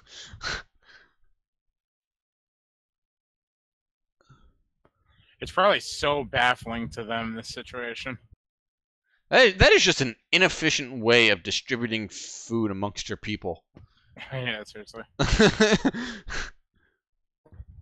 You could have this pile of guts and this one here. Pretty much. Hey, Bill, come over here. Here's your pile.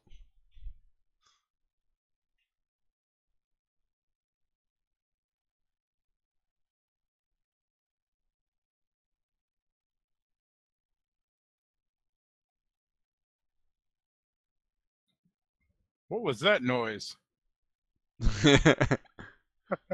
Huh? Bring.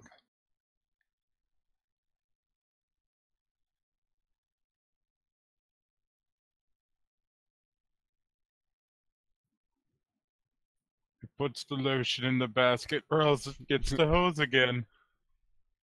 She kind of looks like her, too. Put the lotion in the fucking basket. What was the dog's name? Precious. Precious.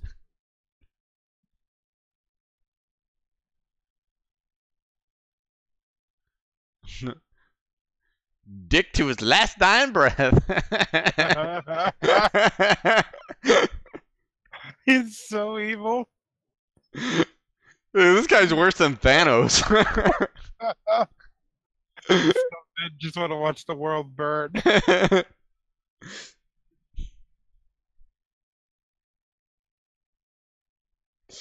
Pinhead looks at this guy and is like, "Oh, fuck, you are a cold motherfucker." Seriously.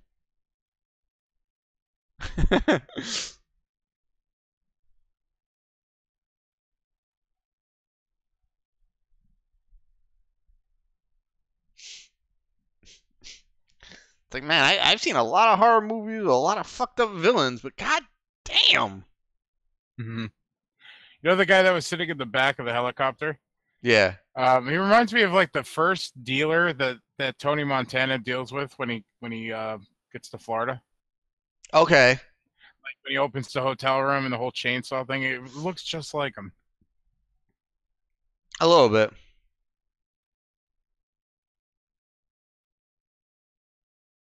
I don't know what that like piece of hair on the top of the camera is. Anytime there's any shots Yeah. of the plane.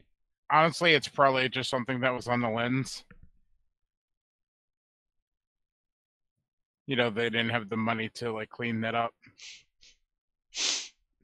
All right, the tribesmen are unimpressed with your escape attempt, Mike, and they're sick of your shit. Yeah, that hair really bothers me. Just flick it off. Like every time I see it, I just want to go scratch my screen. It is so distracting. Thankfully, it's only on the scenes that are like ground shots of the plane.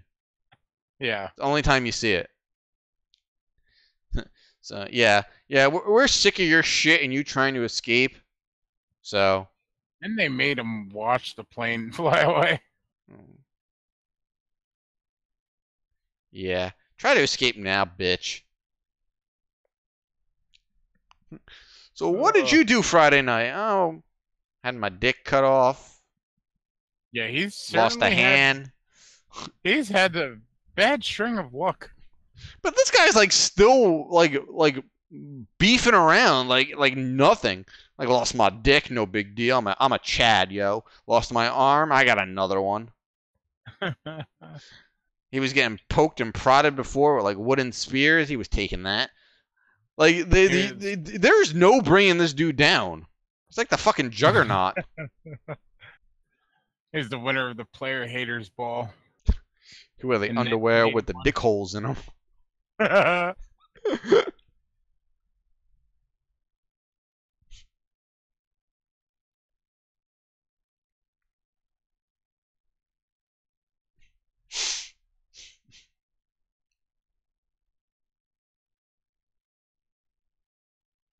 Like I don't even understand how he's still conscious. I would think at this point he would have fucking passed out from blood loss and pain. Oh, you know what? I guess he was on so much cocaine he probably didn't feel too much pain. Yeah, that's a good point. I just kind of put that one together. He did seem pretty whacked out of his mind. He was like snorting every chance he could get.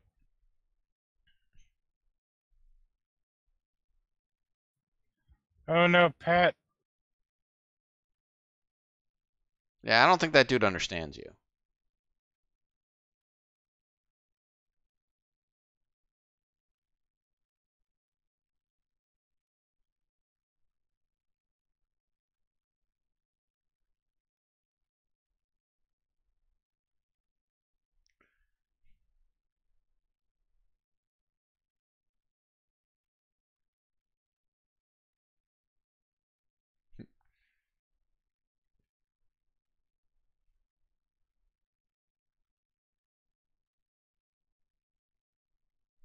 It's a weird thing to do to my breast, but all right. Oh no. I like that they weren't biased to one sex or the other. Some guy got his dick cut off, and now she's getting brutalized. Like, all right, everyone, be cool. Be cool. The fuzz. There. The air fuzz. Be cool. Be cool, bitch. All right, we're good. Get the other meat hook. What's more disturbing is they had this plan set up. Like, they had these, like, meat hooks for a reason.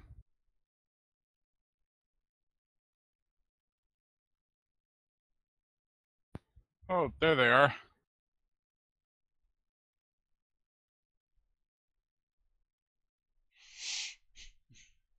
Oh my god, I hate that stupid hair on the lens.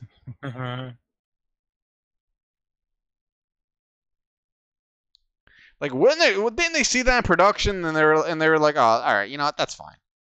They'll just leave that. Like, didn't even make an attempt to get rid of it. True. Once again, could possibly be stock footage. I don't think so. Yeah.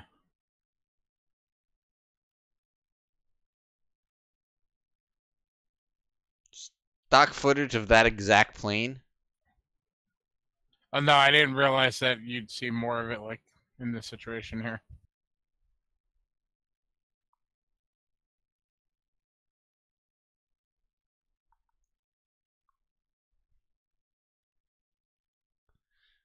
Bras. No women in this movie wear them.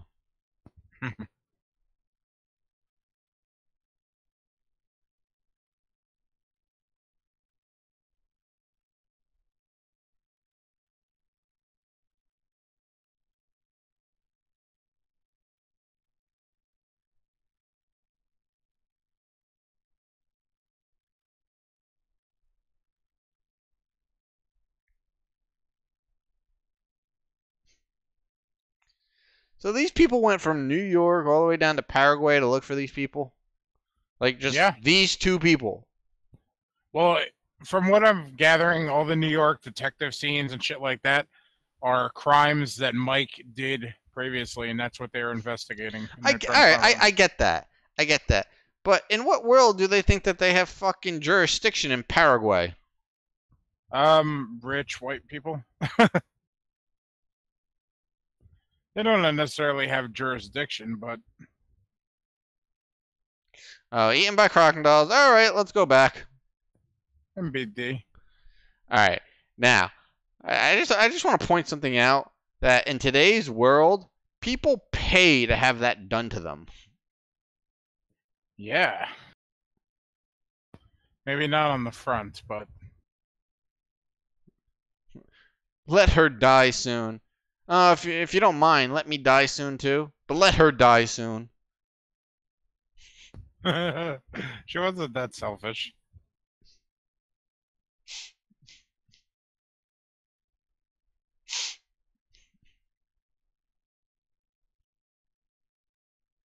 Thank you. But yeah, no. People actually pay for that shit. What is it called? Aside from self-mutilation, it's like called suspending or something like that. And, yeah.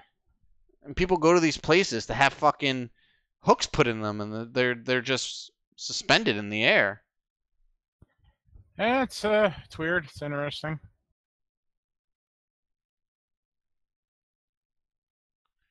Took that long to kill this guy. And they just open his head up and just pick at it like a, bowl of Cheetos. Yum. Want some brain food? I like how simple it is, though. Like, he was the harshest person in this movie. And just got the quickest and, most brutal death. Yeah. Yeah, I've seen Suspension live, too. There was a band called Nassau Chainsaw. I've heard of them. That. I've seen them I seen them at Dingbats, and they had some people suspended on stage, and flamethrowers and chainsaws. They had the craziest stage show for a show at a small dive.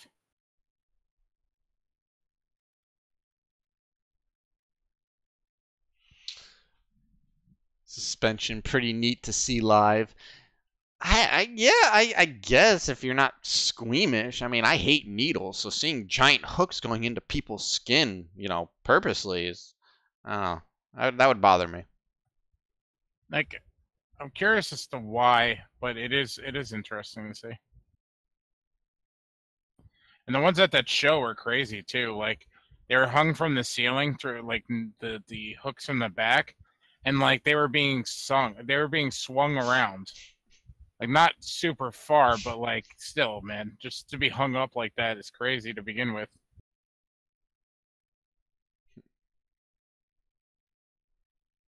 Why? This little dude's so helpful. He is.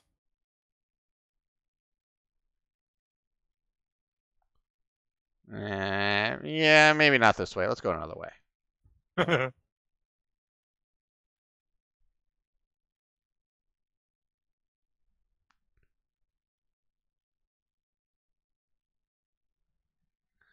That sucks.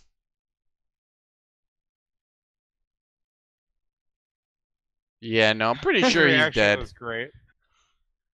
Hers is just as good. They're gonna have a life together in Manhattan.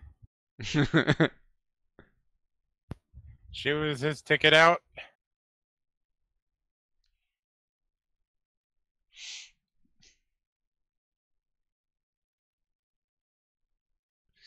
Oh, man. Poor dude, he was just trying to help her and fucking trips one of his own people's traps. That's a rough way to go.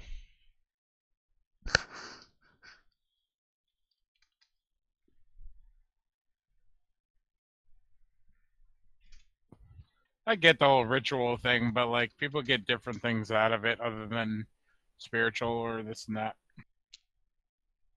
And the monkeys again. Yes.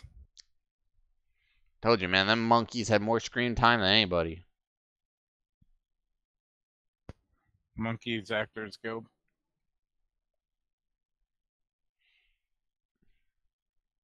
Another pet monkey in a cage.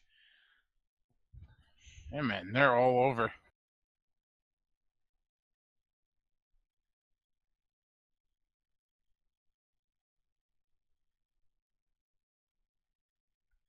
That's two random places. Dude says I'm gonna fly right up to Acapulco and Taiwan for 10 days. I don't You think know, that you know what he's doing in Taiwan. Taiwan's not that kind of Asian country. Yeah, no, I thought I was thinking You Thailand. yeah, you were definitely thinking Thailand. Okay, so maybe he's just gonna open up his own small business and manufacturing facility. And that's like a random place for like a white dude to say he wants to go in 1991. Dude, I can't wait to get out of this hellhole and go to Taiwan. Like, what? All right. Is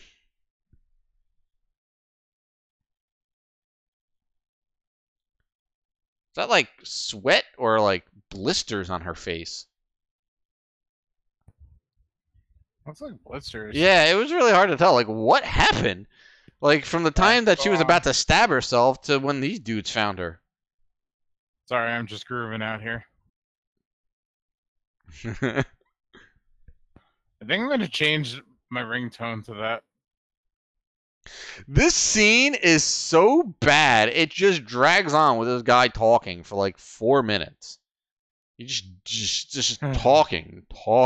Oh, God, it's awful.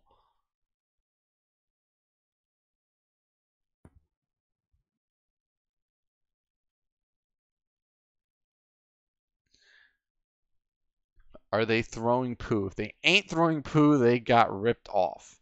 The monkeys are not throwing poo. These are just, random wild monkeys just sort of hanging out, just all B-roll footage, but there's just a lot of monkey footage. There's more monkey footage in this movie than like a monkey documentary.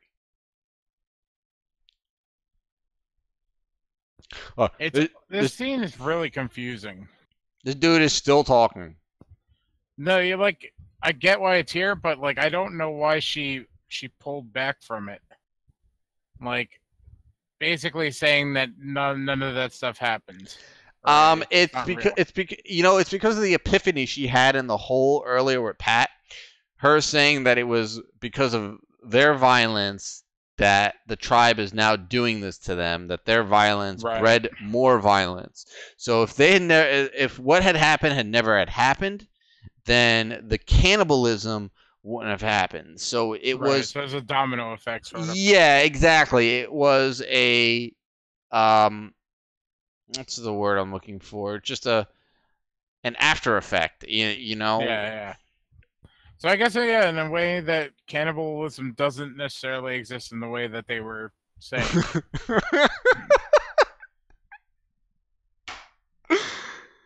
Oh my God! If you don't laugh at the way that movie ends, the fact that it just zooms in on her deadpan face and then busts into the song.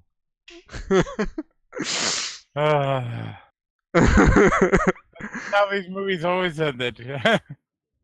They just can't end normally.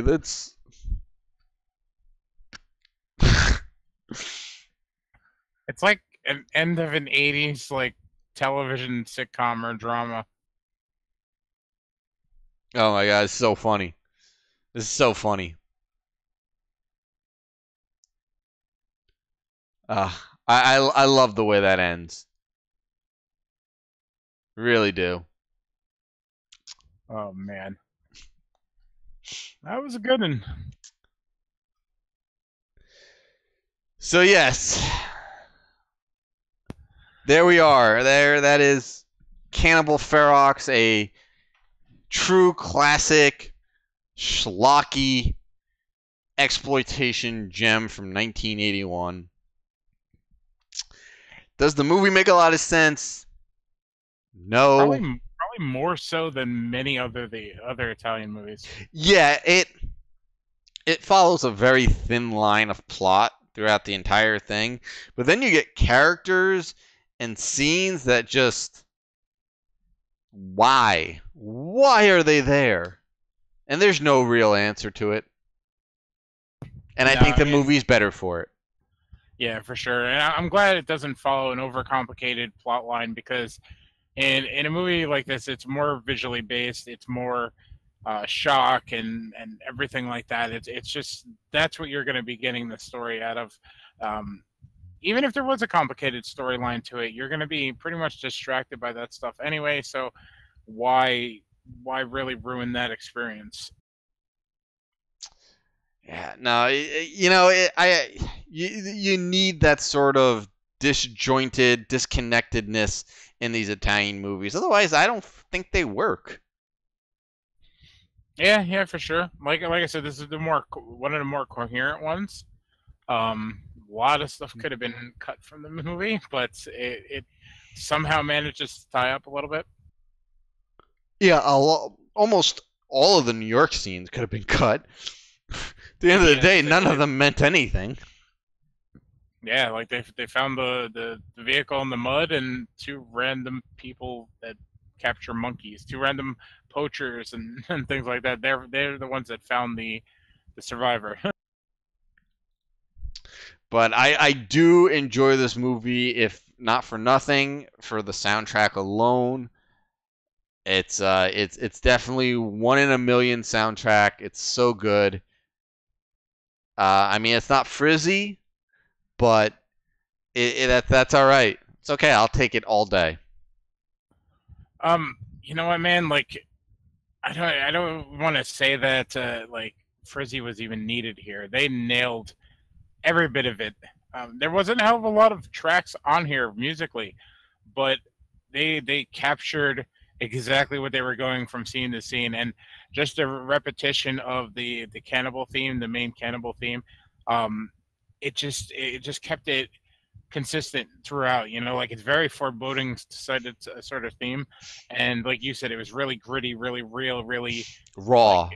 yeah, very raw. So it fit the scenery, it fit what was happening, and it really didn't need to stray from that. And I think that's what's missing from a lot of modern day soundtracks these days. They don't make something that stands out, and they don't make something that they're gonna like hammer in your head repeatedly. Like, why is the Jaws theme so overly recognized? Because that was something very consistent. It had a score beyond that, but that was the one that was consistently played all throughout, and that's the one that you leave with the memory of. And I think the cannibal theme works exactly the same way. Now the funky theme, it's just amazing. I don't know why it works. It just does. And it's weird because like all of these 80s Italian horror flicks have that theme. They have a theme just like that one. It's just out of the fucking like out of left field funkiness. Yeah, seriously. Like, if you ever listen to any of these soundtracks, and like it's basically like maybe three or so evil sounding songs, and then there's just like disco and just funk and I don't know, like these songs could be probably have like vocals could probably have been added to them and released as hits, you know, like but they instead appeared in these crazy exploitation movies. And again, these movies are better for it. You know, these movies, for whatever reason, needed those tracks in them just to amplify the awesomeness of these schlocky films. Yeah, it's just a piece to the puzzle that fits overall. Just like if we had watched I Drink Your Blood, that has its own foreboding themes and stuff and gritty themes, but then it also has like Scooby-Doo music. You were gonna take my line. Yeah, they've got this really weird theme in that movie where it's just like people are running around and it sounds like something right out of a Scooby-Doo cartoon, and I don't know. Yeah, it's definitely a great theme. It doesn't fit in with the movie, but it sort of does. Yeah, I don't know. I don't get it. It's such a vast difference between the two songs, and maybe it's just because like one contrasts the other. I don't know. All good in my book. It's what really makes these movies memorable, in my opinion, is just like it's just how awkward and weird they are, and just how fucking, again, out of left field all of these movies seem to be. So, if I had to give this movie a score from 1 to 10, obviously 10 being the best, I would say at the end of the day, overall, taking everything in consideration from this movie, from the awesome soundtrack to the great special effects to the awful acting and awkward but well-known bad ADR and the script that doesn't make sense. You take everything into consideration. I think this movie is a solid 6 of like just pure enjoyment. Yeah, I could echo that. I mean, I would probably go like 6.5, 7, something along those lines. Outside of the animal cruelty, which I see as really, really unnecessary. Like I said, like we described throughout the movie, it had its reasons for why they did it. At least it was recycled and put back into like the life span, not the lifespan, but like the circle of life. Like people ate the food that they used in this. But to do that stuff in a movie, it just seems unnecessary to me.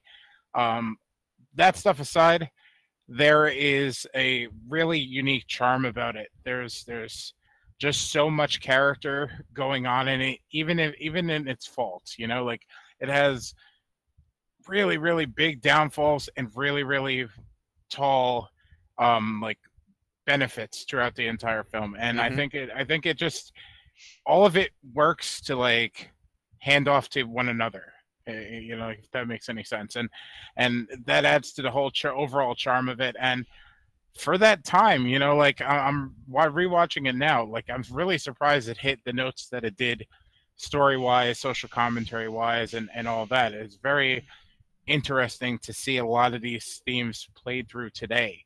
Like here we are in 2018, and some of those 1981, 1980 when they filmed it, those themes kind of ring true to today. Like that fear of the unknown, and what sort of I guess consequences come from violence and hate and things like that. And how one thing starts and in domino effects. It's, for a cannibal movie, an exploitation movie, it's rather poignant. So yeah, maybe I'll go with a 7.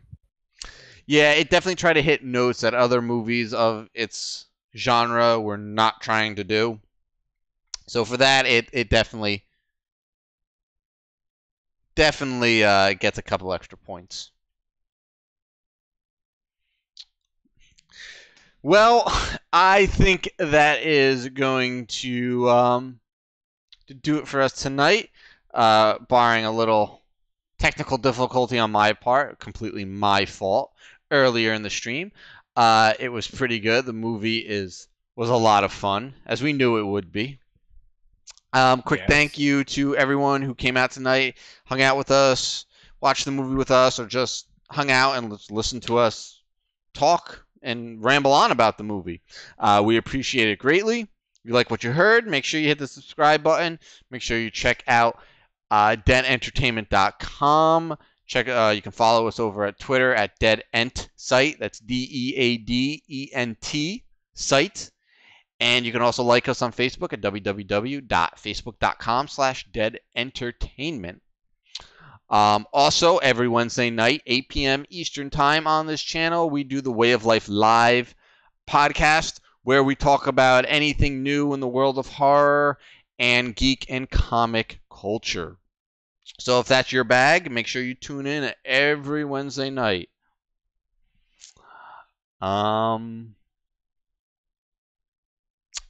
Yeah, I think that's gonna do it.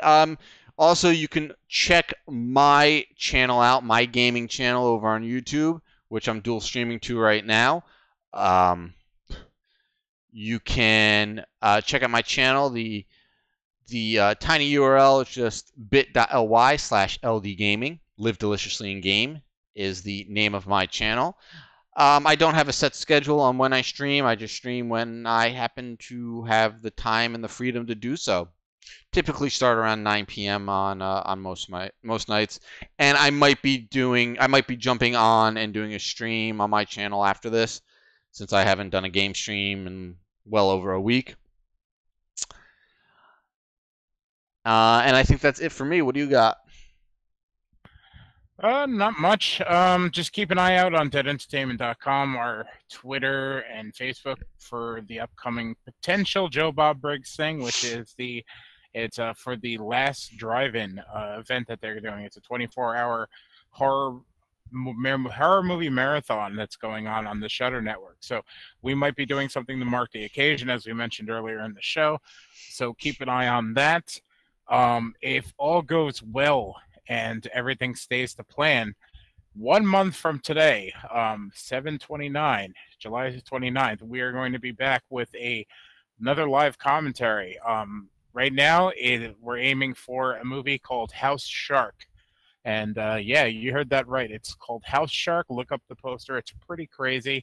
It's a movie by a guy I don't know, Ron Bank. And it seems to get a 6.5 rating on IMDb. So, like, yeah, it might be fun.